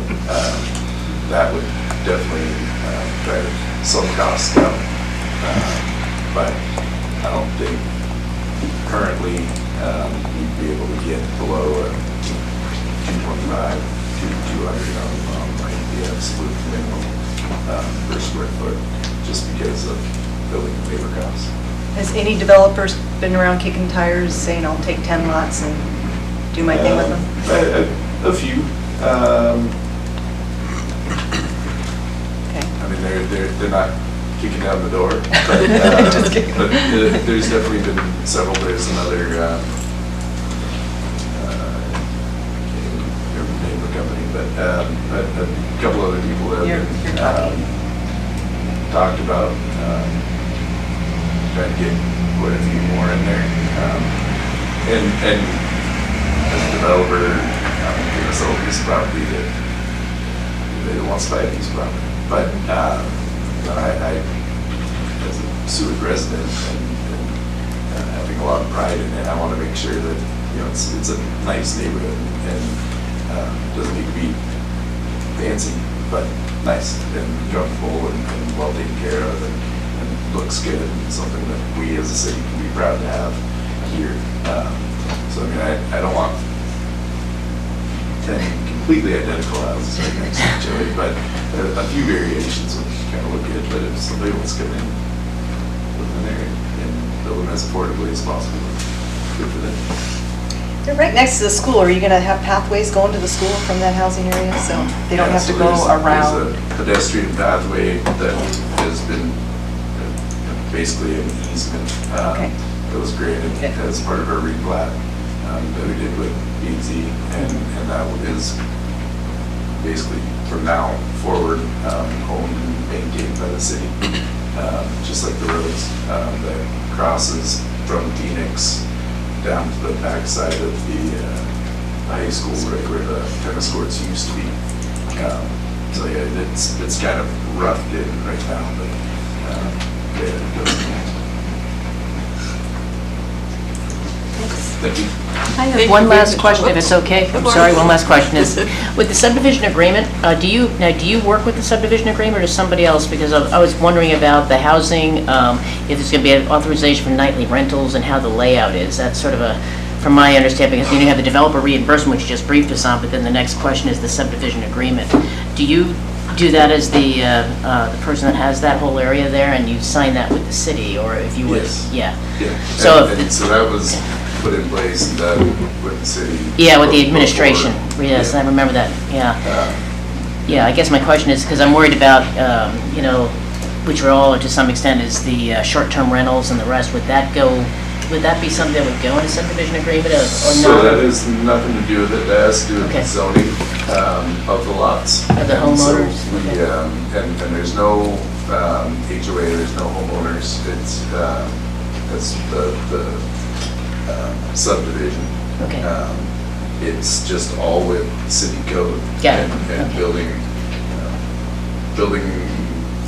rules, regulations, and the zoning regulations that you guys come up with. So Regulations. we don't have any additional as the developer. And so, like I said, the majority of them are zoned R1, so. Right. And then there's some R2. Well, that's my only concern on some of that stuff, and yet I understand, I know that I reflect on what the thing was about, and so I just, because I think you mentioned something about a short-term rental that sort of cued my interest, so I was concerned, but yeah, no, I understand now, thank you. Thank you very much. Would anyone in the audience wish to speak about the developer reimbursement program? Okay. Yes. My name is Nicole Lawrence. Yes, from City Limits. I guess I would just like to make a statement about those lots that we sold over on Cottonwood in that area. I believe you guys are informed about that situation. So I think about a year and a half ago, we ended up selling about 10 different lots out in the Cottonwood area, which is like the west portion of Forest Acres. And I would just be a strong proponent of the city extending utilities to that area at some point, because they're exorbitant for people to put in on their own, up to $150,000 per lot, and that's an area that can really be developed. So I know we might not have the funds for it now, it kind of sounds like you sussed that out, but I believe it's come up before in front of the council, and I just hope that someday when that comes up again, there's a lot of locals who bought these lots, a lot of young locals who want to have houses here, and then realize that the cost to put the utilities there was a lot higher than they thought. So someday, hopefully that will happen. Nicole, just for the record, those lots are big enough to accommodate septic and wells. We don't have that in the code right now, and that's one of the goals, I think, of council and staff right now, is to look at that and put that in code, because it is expensive and it takes time and dedicated funds, and so Yeah, that'd be that's great. an option. However they can be developed. Yeah. Thank you. Okay, let's move on to the Rural Cap presentation. Thank you for your patience. I'm up for that, Valerie's presenting. Valerie, are you still there? Yes, I am. Oh, thank you for your patience. Thank you. Could you please introduce yourself? My name is, okay, can you hear me okay? Yes, we can. Okay, my name is Valerie Lewis, and I've been working with Rural Cap for 12 years now, and my title is Home Ownership Program Supervisor. Rural Cap has been around Alaska since 1965. Our mission has not changed since. It's to empower low-income Alaskans through advocacy, education, affordable housing, and direct services that respect our unique values and cultures. And we provide the mutual self-help housing program through our office in Soldotna. People say it sometimes for first-time home buyers, but it's not. You just can't own a home while you're doing this program. So Rural Cap will purchase a group of properties, lots, approximately 9 to 12 lots, and we will provide technical assistance and support for families to build those homes, and they work with the help of volunteers to do half of their hours. They'll build all the homes that are in the build at the same time, and the loan will actually start as a construction loan, and then when they move in, it'll convert to a mortgage loan. And everybody always moves in at the same time once the homes have been inspected. And the people who are eligible to qualify for this program, they must qualify for USDA's Rural Development 502 direct mortgage loans for low to very low income borrowers. And what they'll do is they'll put in 35 hours total per week, and then 17 and a half of those hours can be with the help of volunteers. Or the homeowner can actually, the family can actually do all their hours themselves. To be able to qualify, you need approximately, an applicant would need about $22,000 to $24,000 annually. And our interest rate right now is 4.75%. Although if your income is very low, I'm not sure how low, approximately USDA makes that decision, they can lower that interest rate down to 1%, which you can't get that anywhere. And by the way, USDA does not stand by normal interest rates that other mortgages loans have. They stand alone on their own. And the terms for the loan are usually always 33 to 38 years. So for the credit, USDA likes to see a credit score of 640. This is a mortgage score, not the free score that you can see. So it'd be 640 or higher.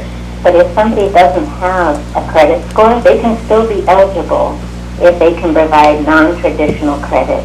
So like if somebody rents from somebody that's not family, that can count as 2 trade lines, and they would just need one other thing that they've been making payments to for a year with their name on it.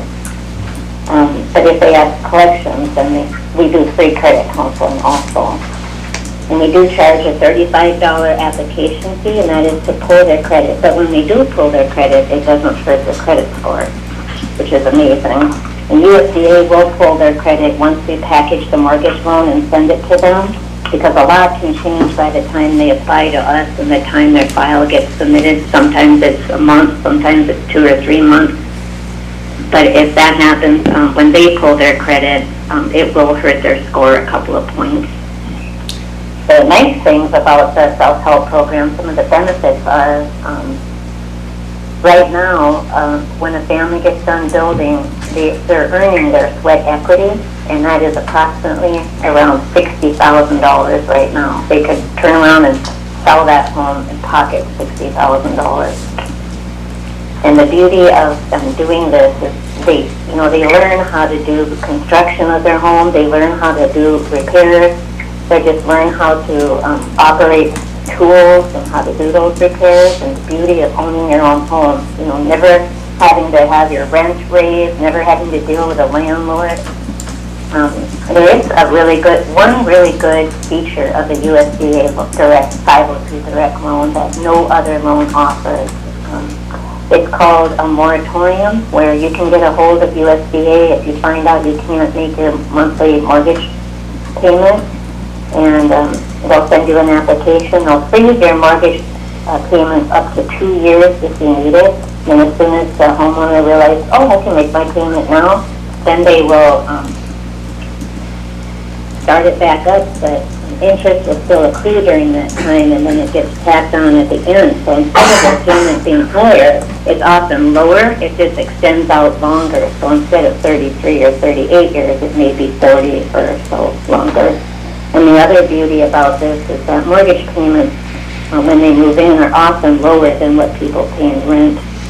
And there's also warranties on the contracted work. We hire contractors to do things that have to be up to code, like drywall, electric, plumbing,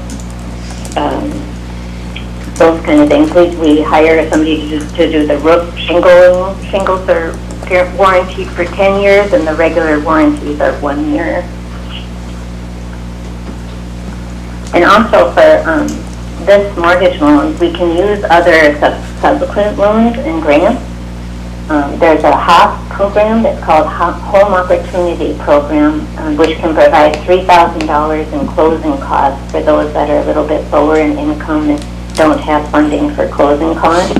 There's also a BIA grant for Native Alaskans. I don't know a lot about that grant, but there's also a Cook Inlet lending grant that can help with, housing costs. And there's also a grant to RCAC, which is an organization that we work with. That's about it. I don't have too much more to talk about. We've built over 100 homes right now on the Kenai. And I can answer questions on the construction side. Does anybody have any questions? Not the financial side. All right. Questions? I was- So you said you've built over 100 homes in Kenai, or on the Kenai Peninsula. Is this the first project you've done in Seward? Yes, this will be the first one in Seward. And I've got about maybe 23, 28 applications for Seward right now. And we're also doing the build in Kodiak, which my supervisor, who would probably be on this call too, she is actually in Kodiak presenting down there. The local AvTech, oops. Are you there, Valerie? Local what?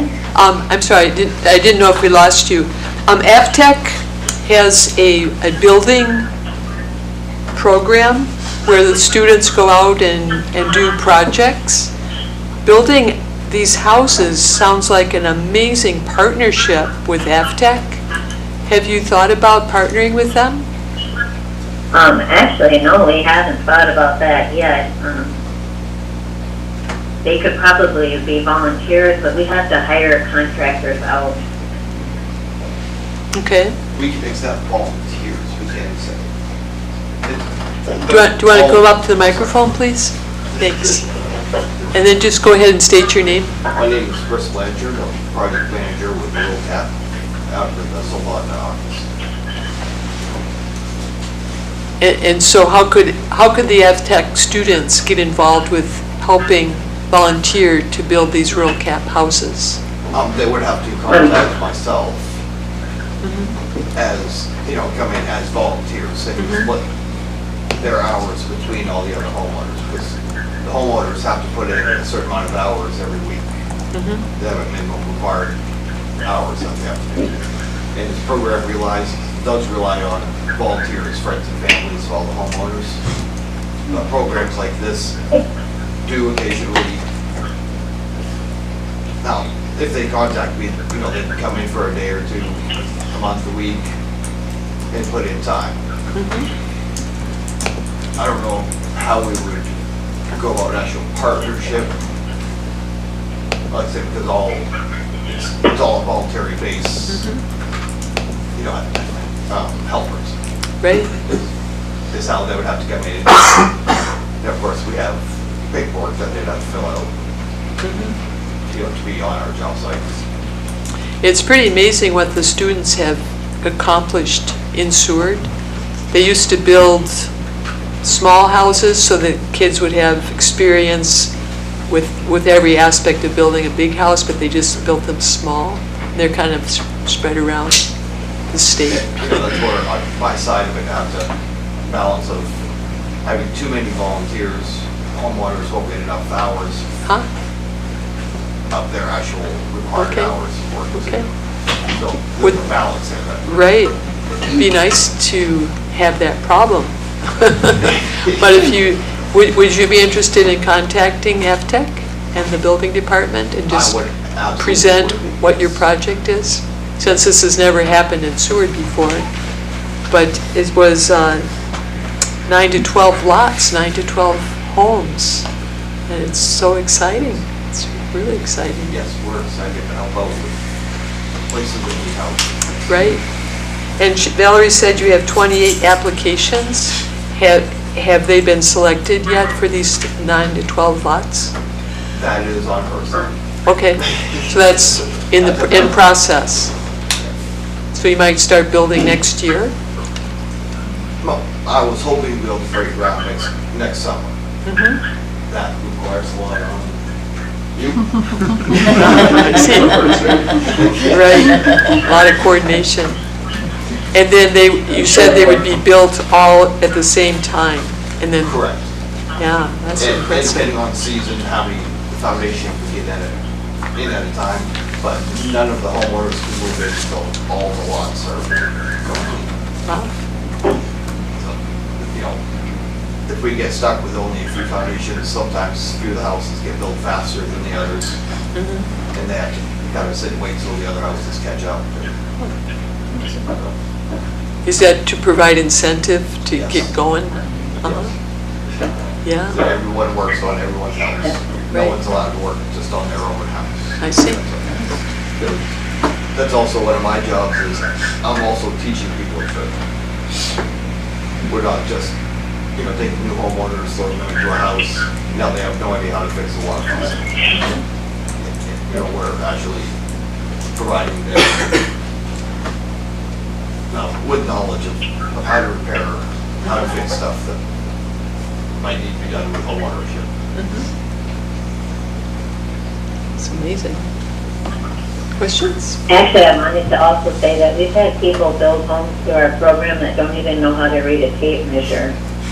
Chris will train them on all the power tools, and we have safety training meetings. And then the approximate time to build a home is roughly a year or a year and a half, depending on weather, of course, and variable things. So my goal is to turn everyone almost into a journeyman carpenter. And there's no requirement that they stay in that home. They can flip it after it's built. Is that what Valerie They would said? have to change their mortgage, but Okay. that's a Valerie, finance side of it is Valerie. Uh-huh. If you do get the subsidy, they should live in the home, I believe it's 10 years, and then part of that grant is forgiven. But if they don't, they have to pay it back. Okay, that makes sense. I have a question. Valerie? This is Rhonda Hubbard speaking. Are you aware of there was some homes, I don't know if they were HUD homes or what, that went out in Bear Creek subdivision? Was that part of rural cap as well? Are you familiar with that? No, actually, we've mostly been sticking on the Kenai Peninsula, Kenai, Soldotna, Sterling area, and we're just starting now to branch out to Seward and Kodiak, but we haven't branched out much farther than that yet. Okay, they're within the borough, so I just wasn't sure if, I've seen, anyway, I wasn't sure if it was the same program. And you said that the income, they had to make $24,000 or less? Is that correct? 22,000 to 24,000, they need that at least per household to be able to pay the mortgage loan when they move in. Oh, that's a minimum then? That's a minimum. They have to put down? The maximum is for a family size of 1 to 4. I believe it's 98,600, but that's for Soldotna, Kenai area. I'm not quite sure if that's also for Seward area. I know Kodiak's is a little bit higher. The labor they're putting in is their down payment. They're not having to pay down payment to get into these homes. Their sweat equity labor is their down payment. But if they do have more than, say they're a family of under 62 years old, if they have more than 15,000 in liquid assets, meaning money that's in their checking or savings, or money they can pull out without paying a fee, like retirement without pulling out a fee, then I kind of lost my train of thought, I'm sorry. Then there's no down payment if they have under 15,000. So that's not, when you get down that low, it makes it really difficult to maintain a home. Do you help them maintain their home? Because our cost to build is a lot cheaper because we don't have to pay the labor. no, that's fine, but I'm saying later down the line, when they're there for 5 or 10 years, your home needs maintenance, right? Right, but their mortgage rates mortgage payments are a lot less than the average here because our building cost is lower. Yeah, but if they're still only making $24,000 a year, It's a minimum. if they get at that level, that's pretty hard to be maintaining a home and living and everything else. Right, our average applicants even making more than that. Okay. And it's. 'Cause I just get And let's say all our applicants are already Seward residents that are. Because home ownership does take, to keep up a home, you do have to put some money into it and maintain it, right? So it's something to think about. Otherwise, the whole place kind of starts looking That's little. what my mind was cross evaluating, You got to paint it, you got to. With the presentation earlier of the average rental costs and home costs, our prices are much different than that because. Yeah, your mortgage costs are, but.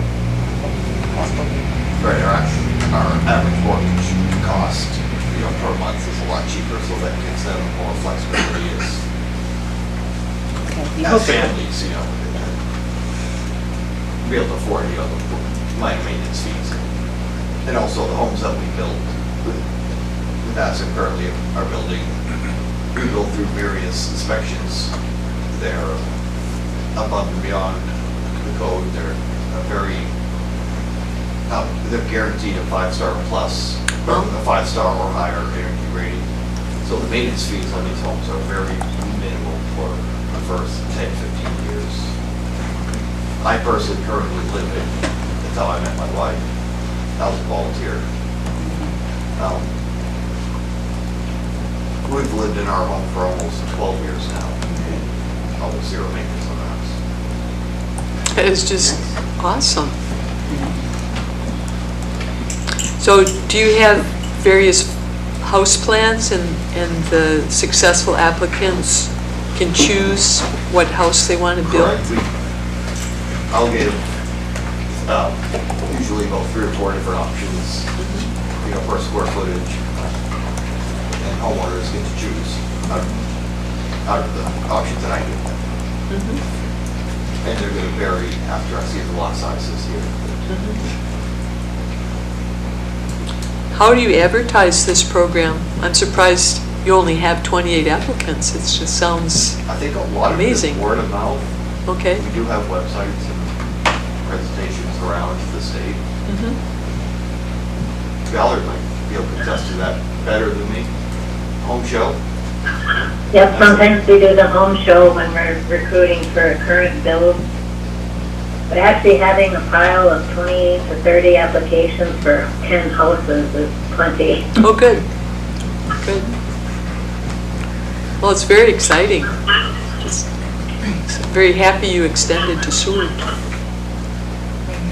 Yes, all we it's a need is- really, really great program because they don't just get the home for free, they have to work for it, and they work hard, believe me. And that's the difference with our program and similar self-help programs out there. Is that we're not giving them a home. You know, they're working for it and they're paying the full price of the home. So that also helps keep the subdivision at a much higher standard, I think. So we're not going out building a whole bunch of one-bedroom homes that no one can afford to keep up, you know. So we're helping the community look better. Anyways. Yeah. Did you have a question, Claire? Just piggybacking off of Rhonda. As far as I know, Val, I know you guys do renovations in the village. Are you guys, how can I say this? Can you Like, bring weatherization in? yes. Can you bring weatherization?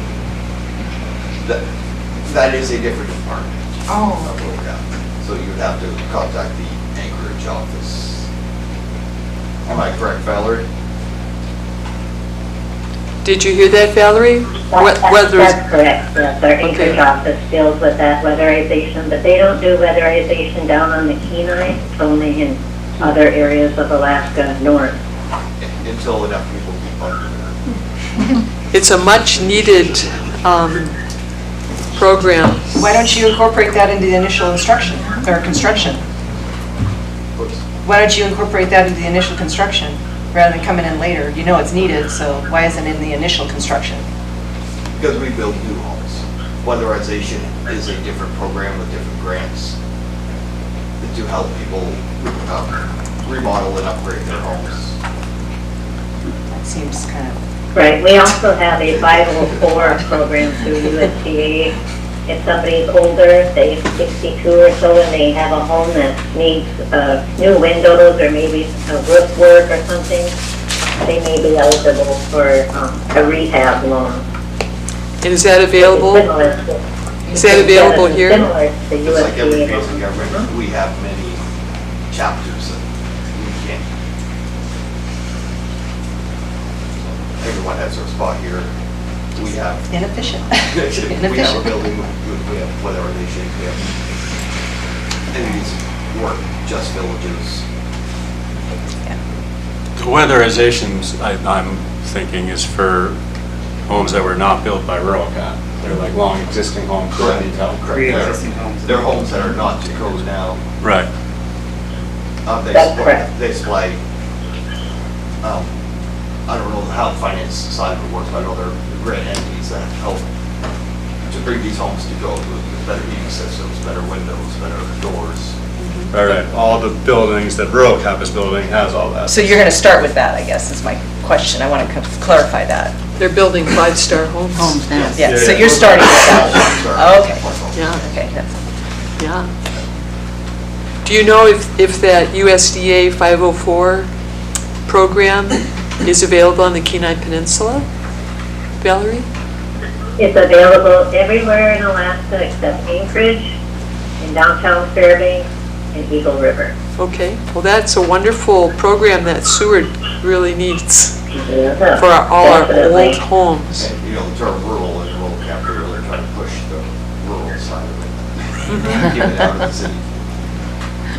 So how would we research the USDA 504 program? If I just Googled that, would that pop up? There's information on their webpage for USDA, or you can email me. I'll give you my email address. It's V for Valerie, and then my last name, Lewis, Lewis, @ruralcap.org. Yeah, Great. I think on the homepage has the rural cap dot. And the last slide of their presentation has Valerie's email address on it as well.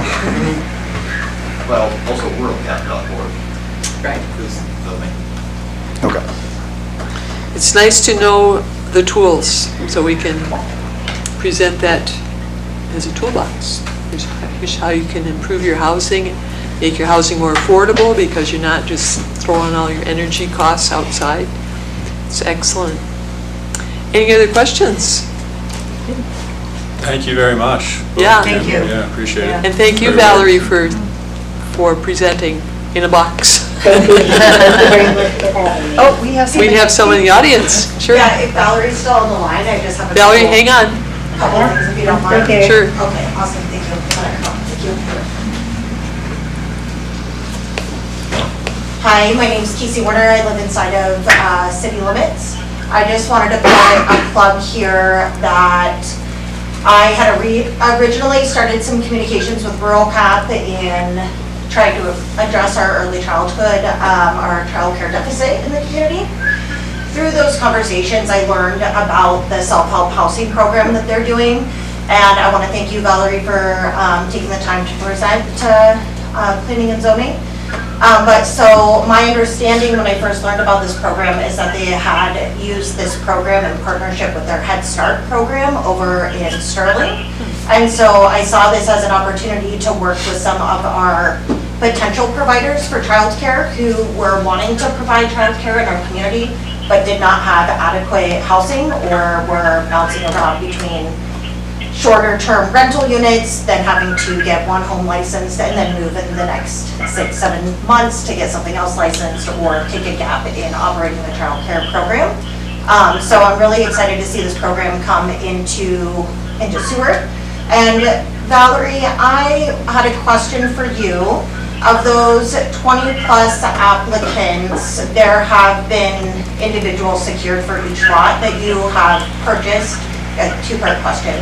Want to make sure that's correct. And then second, is there any intention or potential conversation to partner with the city to get those additional applicants that are on the wait list into maybe a second phase of the build? Yes, I talked to my supervisor, Michelle, and she's hoping maybe in the future we can do a couple more builds in Seward, because we know that your need there is so high. Our biggest milestone is land. If we can get land that can be permanently built. Awesome, thank you. You're welcome. Okay, thank you very much. We're going to move on now to the next topic, which is Seward City Code Title 15, portions of the code pertinent to housing, and that starts on page 82 of the packet. Would administration like to lead off on that? I would just say that I think at this point, there's no need to just go in order. Like, we just included the parts of code Okay. relating to housing from Title 15, and then I'll just say Title 16 assessment districts. For those of you who were at that meeting, it was one of my first meetings after I started. We kind of went over Title 16, and we highlighted the section that the commission said they wanted to come back to, which was the assessment districts, and if we want to continue to allow developers to push on the infrastructure costs to future lot owners or not. And so that is why that is in there. And so we've had 2 hours, I think, of really good information, and I'll leave it up to the commission how long you guys want to continue along the discussion. But yeah, we just kind of viewed that first chunk and the information we provided, and the second half of the agenda as just the foundation for where you all want to continue this conversation, and obviously maybe at least for the rest of the time here, give us some direction as our office to like pinpoint where we can bring in more specific information for future work sessions. So, Is the commission willing to hang in for another half hour to discuss some of those topics? Okay. Sure. Okay. Absolutely. Does anyone have comments on our code? Brendan? I did. Brendan has a few. A couple comments. Well, I think just hearing tonight has reinforced some of the stuff I was bringing up, especially regarding stuff we can do. Code for sure. You know, there's two big areas I think we should look at based on tonight too. One is the parking minimums. Heard from a couple people on that, as well as I've had comments just as a commissioner from the public talking to me about it. And then another thing, we didn't talk about it so much, I did notice it in Nicole's presentation a little bit, was just accessory dwelling units. Basically, we've had stuff come before the commission as well on this. Like, I don't know if you recall, there was the Breezeway discussion we had this year. There's been multiple times people are attempting to build an additional unit on their property, and they run into our code, which I believe is overly restrictive. And so just taking a look at that, those two big things I think can unlock a lot of development for us. That's where our code's holding us back. And I guess to that point, I don't know if you can see, I made a nice graphic here of just parking in Seward. This is incomplete, but kind of gives you a general idea of what's going on. This is the downtown on one side and the harbor on the other side. And, you know, we talk about parking a lot, but between the two, we already have 50 acres of parking set aside. And this isn't even the whole city limits. And that's, you know, just roughly, that's enough. If you look at a standard size parking lot, that's enough for 14,000 vehicles. So. This is in perspective. Yeah. So I just feel like we do have a lot of parking, you know, maybe not necessarily in the demand areas, but I think there's an excess of parking even. And especially as you're hearing about, and this tails into accessory dwelling units, you're hearing about buses coming in, you're hearing about people walking. We don't need parking as much as we're pushing it. And so I think taking a look at reducing parking requirements could go a long way. Anchorage has already rescinded parking minimums, so that's an option for us to talk about further if the commission wants to continue with that. And then, yeah, the accessory dwelling units, a way to, you know, you heard buying a lot is very expensive, so just using lots we already have, allowing people to naturally expand and provide more housing, keeping it with people who live here, owners who want to do that. I think they're two pretty simple, like straightforward things we could do that would really help a lot. And we all have homework to go through these handouts. I appreciate all the time and research you put into that. Anyone else have comments about our code, how we could make it better? I think parking can be tuned up a little bit. I want to note that some of this parking in here is private parking and not accessible by most of the people. Harbor area, as much red as here, someone that works out of the harbor, there's not enough parking in the summertime. It's completely filled in there. So it's a little, it looks like a lot, but it's not necessarily as much as you say it is, because some of it can't be utilized by normal people. And for summer, our busiest season, these are all full, completely filled. So I know that down in the harbor area, there isn't enough parking, but that's not, can't do anything about that. I just don't want it to be looked at as like, there's so much right here, we have too much parking. But I do think we could work on some of it. I think that we have some issues with the off-site parking. I think that when off-site parking for hotels was put into code, it was probably put into code to promote development. I'm guessing because of when it was put in, and I think that we should talk about maybe taking that out because it's clearly not working, and just having hotels have on-site parking, and that would free up other lots, or would keep lots from being bought up just for parking, which they don't necessarily, it also doesn't work, we've seen that. So I think we should set something aside to talk about the parking issues. It keeps coming up over and over and over and over. I don't think that pertains to housing, but it does a little bit, I suppose. The parking issues we've heard tonight, all of them would mean more hotels, not necessarily more apartments. So, you know, the developers that had issues with parking, they were for hotels, not you know, apartment complexes. So, that's something to keep in mind as well. I'd like to point out too, though, again, because of our ADU regulations right now, putting an ADU also requires more parking, which is holding people back. I've personally had people call me about this. So I'm just, that's why I want to bring up, that's why I feel like it is related to housing. Okay. I do want to bring that forward. Yes, it's also tangentially related to housing through hotels and apartments, but directly through ADUs and people trying to develop their own lots. Let's make a parking work session. Yeah, that's what I was going to suggest, that we carve out certain areas, that whether it's residential or whether it's commercial, because sometimes it sort of bleeds into each other. We can either cover, what, either it's commercial or, maybe the hotels and the rest, and then go over into the residential areas, maybe just carve them out as separate and distinct, maybe parking, maybe you want to call it regulation for each one of those areas, because they may not be exactly the same for things, so it might help clarify and clean things up for people. Well, the height restriction for hotels too could accommodate more parking, or if you lift that to a certain degree, you could do more.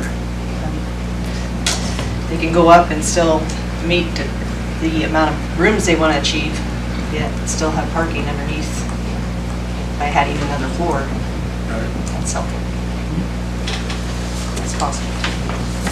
Parking work session sounds great points, both of you. Let's do that. I mean, the height thing, I thought that was an important point tonight, like, multiplex, big word tonight as far as like an identified needs, like, there's all these issues with housing. Multiplex seems like a pretty good strategy to try to help with housing. And I assume, more height, multiplex can do better if they get a fourth floor too. I assume that's possible. So, like with height, just Sorry, go ahead. yeah, just one last thing, like, can that, there's the height is, which keeps it to 3 right now in our code, but like variance, can that just be done on like a case by case? Because I feel like when someone comes forward with something that they want to do, that's when it really gets analyzed, and a lot of productivity comes from taking the microscope to it. So can you like allow variance as code is now to get to 50 feet, if we really look at like it, rather than just like opening up, okay, it's 50 feet now and you can put 4th floor anywhere, that obviously exposes view shed issues and just people losing their view. But if you look at each one, sure, it could be busy here, but could that be done as is, like with a variance? I don't really know. It could, but the way that variances are written in our code, like the variance request would have to be, the situation would have to be substantially different from any other surrounding situation. So if it was just an individual saying, well, this is more financially feasible if I go up a 4th story, well, that's down the street, that someone else would have that same reason. So it doesn't make sense to just tell people, well, just apply for a variance, because when the commission reviews it, I don't think per what our code says are the requirements that need to be met for a variance, that the commission would find that it meets those requirements, it makes more sense to allow it by Gotcha. another method. But to get to that end result, I think, and we can add this in a future work session, but look at the research we did on the building heights from other towns, because the better way to go about it would be, we keep our 34 feet if that's what you all decide, but like Homer and other these viewshed towns, you can apply for a CUP to go up to, 30, 45 or 55 feet, depending on like what zoning district you are in. And so that would allow the commission to still take it on a case-by-case basis, but instead of a variant, it'd be more a CUP. Adjust the code to make that more possible with a CUP. Yes. Yeah. Okay. And then, Tom, can I ask you, the Gateway Hotel is 3 stories? 3, yes. And you said that it was kind of difficult to do the 3-story, and you mentioned 50 foot for like a 4-story, but what, do you have a number for what the Gateway could have been up to for 3 stories without having to do all the workarounds for sprinkler systems? I know that there's a big issue with getting the sprinkler system because there's so little space. And that's why they ended up putting it in the walls instead of in the ceiling where it normally is in the hotel. And if you go into the Gateway Hotel right now, the ceilings in the hotel side are very low. I mean, I for the fire doors, I can go like this and touch. I mean, I can barely walk inside, and that's because of the height restriction. And that's why we built the event center. We put those great big windows there to make the whole hotel not look like it was claustrophobic, but it is. And so, if we had another 5 feet even, that would have made a normal ceiling area between the floors. I'd have to ask one of our architects. Okay. But I don't know that right offhand. I remember when I talked to him, he said this is going to be really tough because Seward has the toughest, the lowest restrictions on height of any place that they do drawings for. Yeah, I think that'd be good to bring to a work session, I don't know, you guys plan out the timing, parking, height, because like the safety thing, there's some, I don't know, it seems like it comes down to view shed, so you get to talk about. Heights come up often enough that it's probably worth having a work session on it. Height work session.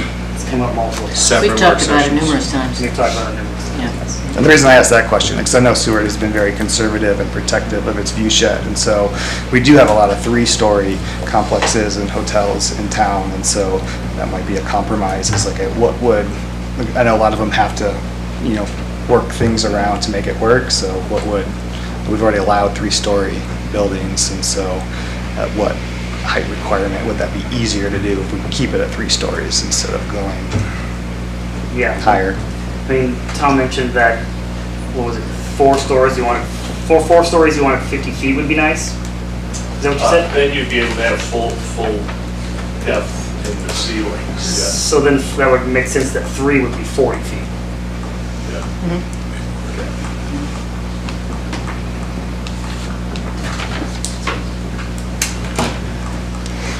So I have, I'd like to address the Title 16. That was one of my first meetings when I got on the commission, and I will humbly admit that it was way above my pay grade, and I didn't understand what we were getting into. Since then, I've learned a lot about public utilities, and I've understand that, Seward has some areas that to implement sewer and water systems and everything and utilities is very, very expensive, and to put that burden on a developer is very, very expensive without maybe extra DRP funds and this and that, but that all takes time, and I just feel that with areas that are distances away or and have a lot of land or bigger, say a half acre or an acre, where it can accommodate a non-public septic and well system, that we should allow that to occur. And So in the case of a new development, say even across the bay where there's some areas over there within city limits that maybe that not all be incumbent on the developer either, that the landowner themselves can put that in. You know, it's $24,000, $25,000 and they can be qualified under the best management practices established by the state. And I just think that would help motivate development. It would help those land areas become more valuable. You know, assessed value itself would improve our tax base, and it would relieve the burden of the city trying to, in the time of trying to gather funds and get that area developed when they could be maybe concentrated on other things. So I think we could really speed up the process of putting value into the land, getting homes built, and you know, helping mitigate some of those housing issues that we have here. So, fortunately, the city council is working on this as we speak. Yeah, under Title 14, but I'm wondering in Title 16 we have the public improvements that are required, mandated. I'm not sure. I'm thinking that maybe we should suggest that non-public septic and wells are also okay, as long as they meet the best management practices. So that way it could spur some building quicker with a lot less money and burden. So. And then I have another thing. You guys want to comment on that or respond to that? Another issue.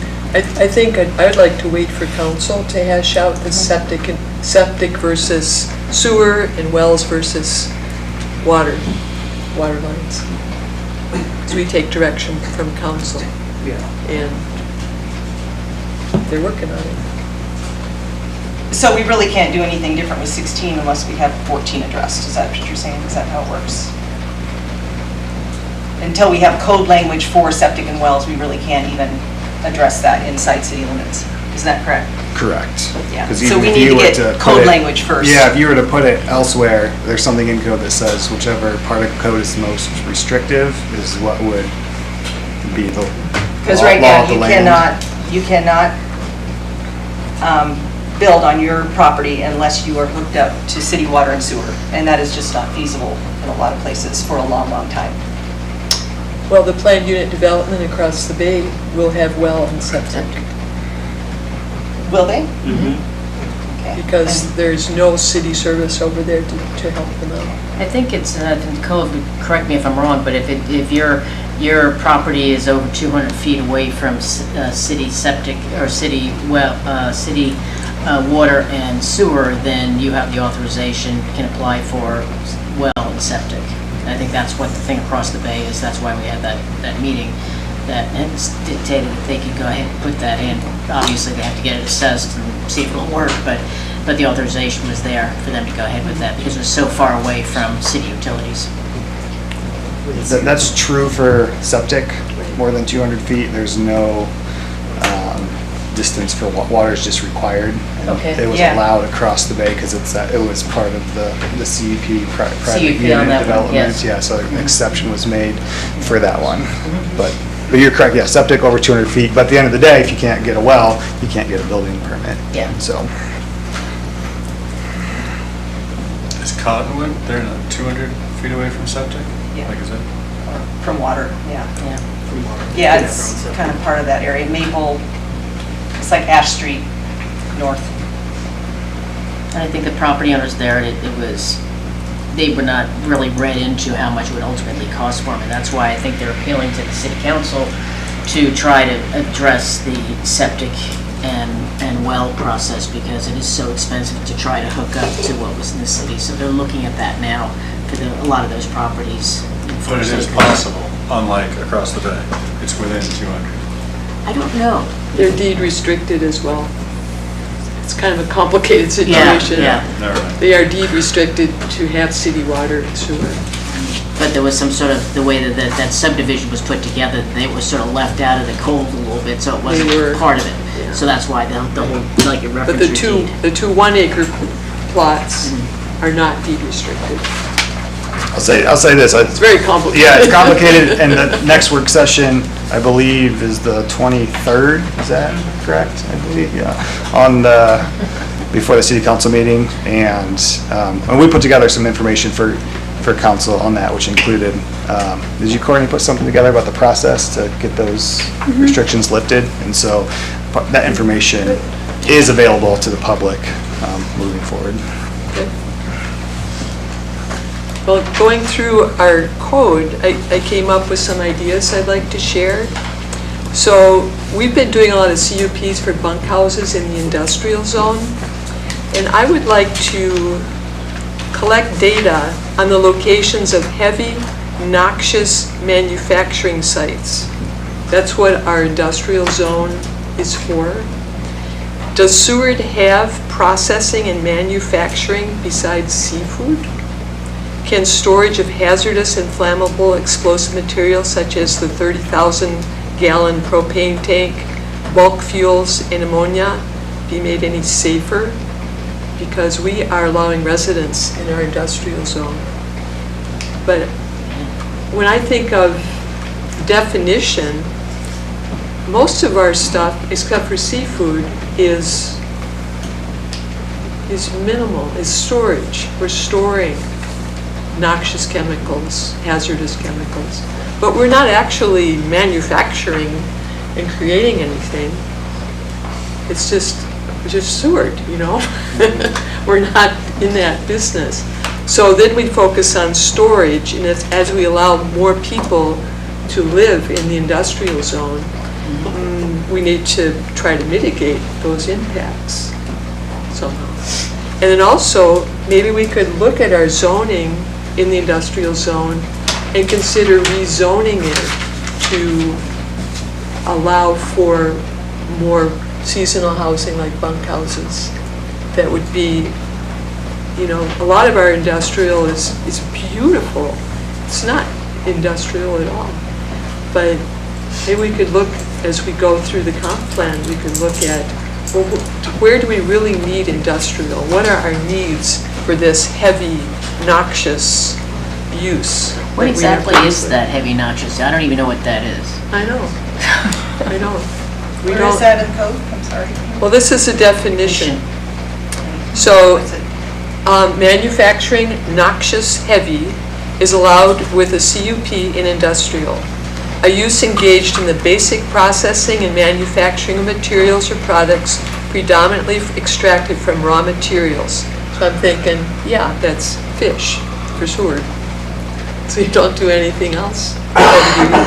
Or a use engaged in storage of or manufacturing processes using flammable or explosive materials. The seafood plants use ammonia. That blew up in Homer and destroyed their icicle seafood plant. So that's fairly hazardous, could be fairly hazardous. Or storage or manufacturing processes that potentially involve hazardous or commonly recognized offensive conditions. And then we have light manufacturing, which, like the candy store, you know, they are now considered light manufacturing.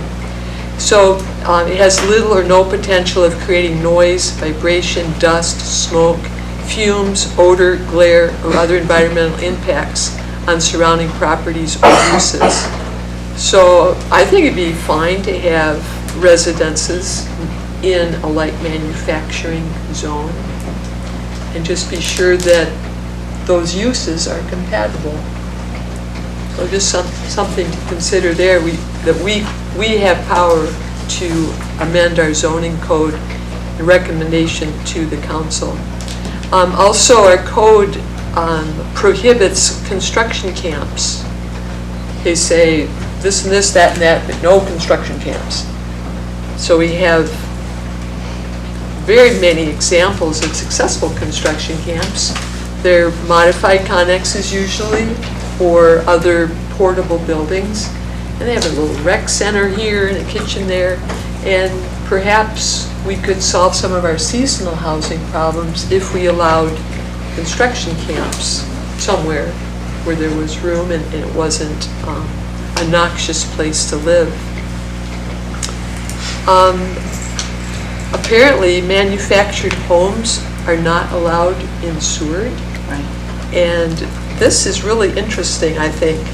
So our definition says a mobile home is a factory-built home designed to be used as a year-round residential dwelling and originally designed and mounted on wheels and/or axle supports for transportation by another vehicle. But a dwelling is a modular home, includes factory-built and manufactured homes. Manufactured homes are not mobile homes. In our floodplain definition, it says manufactured homes are not allowed within city limits. I would like to amend that to say mobile homes are not allowed in city limits. Manufactured homes are built to federal standards, and they can surpass local building codes. They're built in a controlled environment, so it's not out in the rain, and we could, if it's true that our code doesn't allow manufactured homes, I couldn't find where they were allowed, we could reduce the cost of housing by bringing these homes in, and it goes right on the lot, hook it up, and you're good to go. And it's all to code. So that's a change that we could discuss and maybe make recommendations. Yeah, in defense of manufactured homes, I've seen a lot of those in some of our travels down in the warmer weathers. There may be stuff suitable for the colder climates, but a lot of them, they're doing a fabulous job on those. I much prefer manufactured over mobile. Oh, yeah. Yeah. Two different things completely. Absolutely. So I was sort of surprised to see that in our floodplain management in Title 15. Lindell Cedar Homes, they're manufactured. Exactly, yeah. So there's a misconception that they're mobile homes, and they're not. Yeah. So I'd like to address that and update our code. Nicole made a point about multiplexes, having whole house rentals in commercial districts. I would like to allow legit B&Bs. If you have a 3-bedroom apartment, go ahead, rent out one of those. But I would like to take another look at that, because multiplexes are where residents live, could live. And if they're renting the whole thing out, then you can't live there. Right. So maybe that's something that we can address in our code, so that multiplexes cannot be whole house in commercial districts. Multiplexes cannot be, you mean for nightly rentals? Right, whole house The rentals. whole house rental, right. Right, Of so course, the whole maybe- apartment. Yeah, somebody has to be living there, and I think we already have that sort of in code. Well, if you're in the our residential Right. districts, Yeah. you can't. But when you get into the commercial districts, you can. Okay. And that's where, it would be nice to have some data on how, and perhaps you have data on where people are renting short-term rentals and whole house rentals. Well, and adding to that, you're always seeing, we got a place for rent now from October to May. Right. Then you're out of here. Yeah. Then you gotta Right. leave in May, and Right. that's just really annoying. Right, so P&Z has already made some substantial improvements to that, so that is no longer happening in the R Residential. zones, which is great. So maybe have a limit in the multiplex unit, right? So you could have like 10 units in the multiplex unit, right? And maybe only a percentage of those could be nightly rentals. Is that what you're Well, suggesting? What I'm suggesting is no whole house rentals of apartments, whole apartments. But a room in the apartment? In In the a commercial area. districts. Yeah. So you have a So three-bedroom apartment. if you have a you're- fourplex, for example, let's say you have a fourplex with 2-bedroom units, you could still be a homeowner occupied and rent that one extra bedroom. One extra bedroom. Because it's nice to have that income, Yeah. but the homeowner needs to live there. They can't just leave and okay. rent it out. So a room, but not a whole room. Right, and I think that would open up some more housing for residents. They could live there. Efficiency or accessory apartments are already allowed in all residential zones plus auto commercial. And that's similar to those ADUs. You already can do that. And the use for long-term housing versus short-term rental is hard to encourage because you can make so much more money short-term rental. So, and it's also hard to enforce. So that's just a caution about more ADUs. They would flip to short-term rentals as quickly as possible. And the breezeways are required for International Fire Code, not Title 15. That's just what we have to deal with. Seasonal housing has a big impact on housing availability. Houses are being rented for seasonal employees like Seward City Shuttle, Major Marine, Kenai Fjords Tours, JAG, Alaska Sea Life Center, causing friction with neighbors upset about, quote, bunk houses. Employers should be encouraged to provide high-quality housing for their employees, including the city. OBI Seafoods provides a dormitory, but also converted shipping containers, which are better than the unheated tents without electricity that they replaced. The city recently allowed these temporary structures to stay in place to accommodate the housing unit owners' wishes. These should be required to be phased out for high-quality bunkhouses, as do Major Marine and Kenai Fjords. Really appreciate their efforts on there. The other point is to hire locals who already have housing. And then I concurred with Rhonda that possible code changes for water and sewer versus well and septic for underserved areas is coming up. And then to address one of Brennan's handouts, we could amend the code to ban cul-de-sacs. And we could also work on shorter blocks. We're trying to get some data on what is a shorter block, because it makes for more efficient neighborhoods and fire response and safety. Cul-de-sacs are really hard for fire safety. Oops, sorry. The other thing overall, I guess, is philosophy. Seward is a destination town, a beautiful place where lots of people want to live and vacation, where a lot of people with money come in and buy up homes and lots, but do not live here year-round. This is called the Aspen effect. Prices go up and residents can't afford to live here. As a gateway destination community, Seward will never be able to accommodate all those who wish to own a house here, whether seasonally or year-round residents. Nor should Seward try to increase density at the expense of our quality of life, loss of landscaping, loss of view shed, impacts on infrastructure, and increased congestion. It's difficult to prevent land or home sales to non-residents. Why sacrifice so that non-residents can have a second home? Seward has a lot of housing, especially single-family homes, just that many of them are empty most of the time. As I walk through my neighborhood, I see this. Land speculation is also hard to control. There are many vacant lots owned by non-residents. There are many factors that are out of our control: high mortgage rates, supply chain challenges, builder shortages, and other factors. Seward no longer has a building supply store like SBS or a plumbing store like Seward Plumbing. Everything has to be freighted in by the job, which increased costs. So I am not in favor of sacrificing our town just so we can pack in as many people as want to live here. I think we need to really consider what our vision of Seward is, and that's part of the comprehensive plan. Maybe we can make some tweaks with our codes, Title 15 and 16, to allow some reasonable changes to help encourage more people who want to live here and contribute as they can to stay. So that's my little soapbox. Thanks, Joe. Thank you. Would anyone in the audience wish to speak? Some final words? Well, your comment about the bunkhouses ending up in industrial areas, that's been a burden for me for 30 years, because there's only two places where if you're legally housing employees, you're supposed to call them a bunkhouse.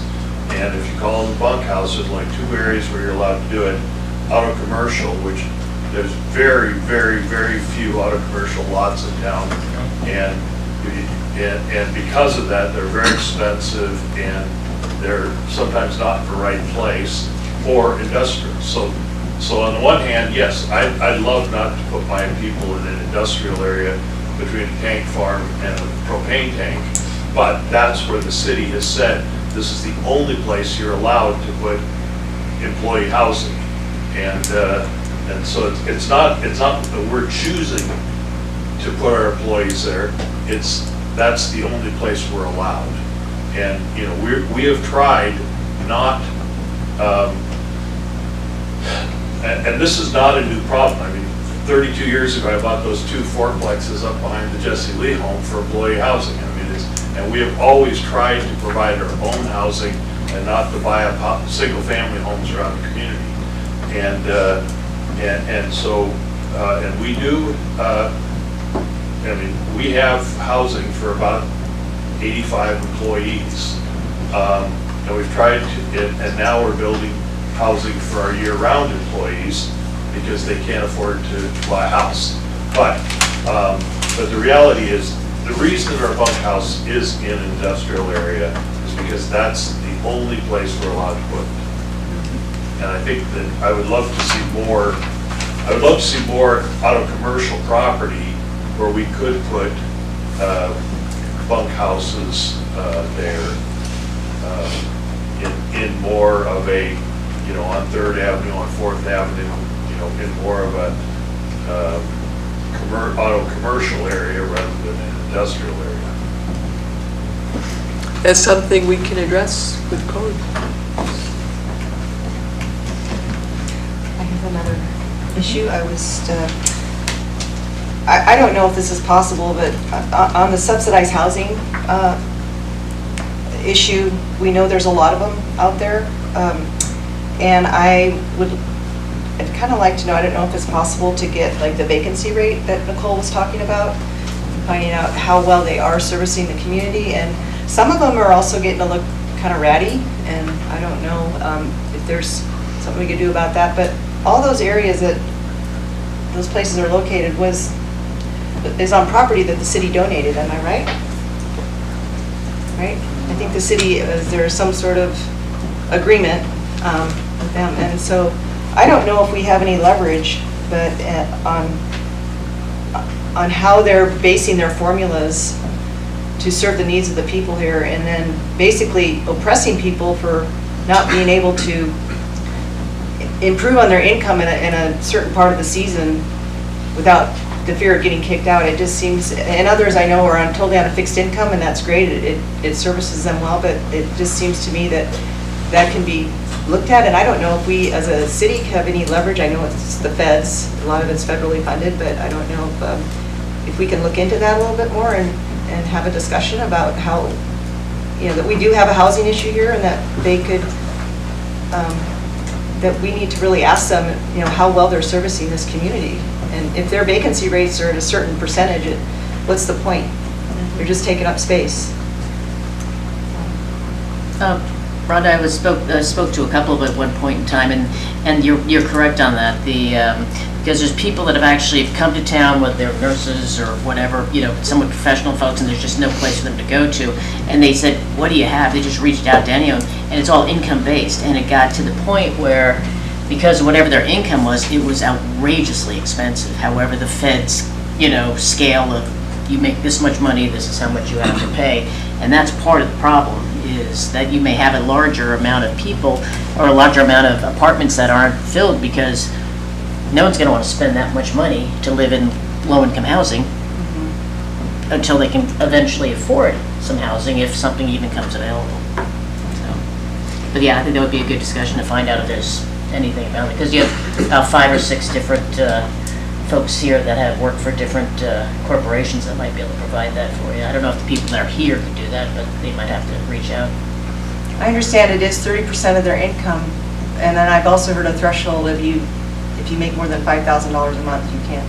There's no opportunity. And that may be true too. Yeah. Is that about right? In there? I mean, I'm all about giving people a hand up, But that's kind of oppressive, I think, the way they function, so. Especially when there's vacancies. Yeah, That's, and people look that's for a what's place to live. concerning. Yeah. Well, we need to wrap it up. Been here for a while, and we've gotten lots of great information, lots of good ideas. And so, shall we adjourn? Can I make one more? Oh, of course. Sorry, because the next meeting will discuss what the next work session topic is. And so I just think that's something for you all to consider is for the October work session, beginning October, November,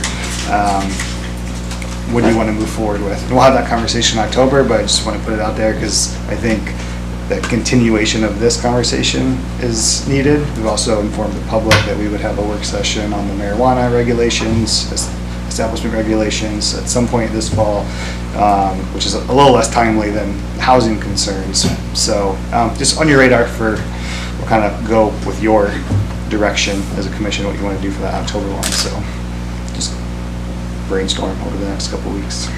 Do you want to shoot us a list of possibilities? Sure, yeah, we'll make a list of talking points from this Okay. work session, and then, yeah, we can do that. Okay. All righty. Anyone else? Final comments? And we have a meeting on the 24th. No. We moved the work session to Wednesday, October 23rd. Oh, I mean, we have a meeting on the. When's our next meeting? Yeah, when is The it? next meeting is Tuesday, October 8th, and that's the October 8th. one Oh, good. that we agreed to do the police station site review work session. That'll be a double header, so that'll be a 5:30 work session, 7 o'clock meeting. It's Pizza. not the first. The 8th. So we. Something going on. It's the with first. election. The election. Gotcha. And so we pushed those two. We pushed the October dates back a week, and then we had to adjust the work session by a day. Okay. So thank you for asking. That's good to clarify. Okay. I adjourn the meeting at 8:39 PM. Thank you.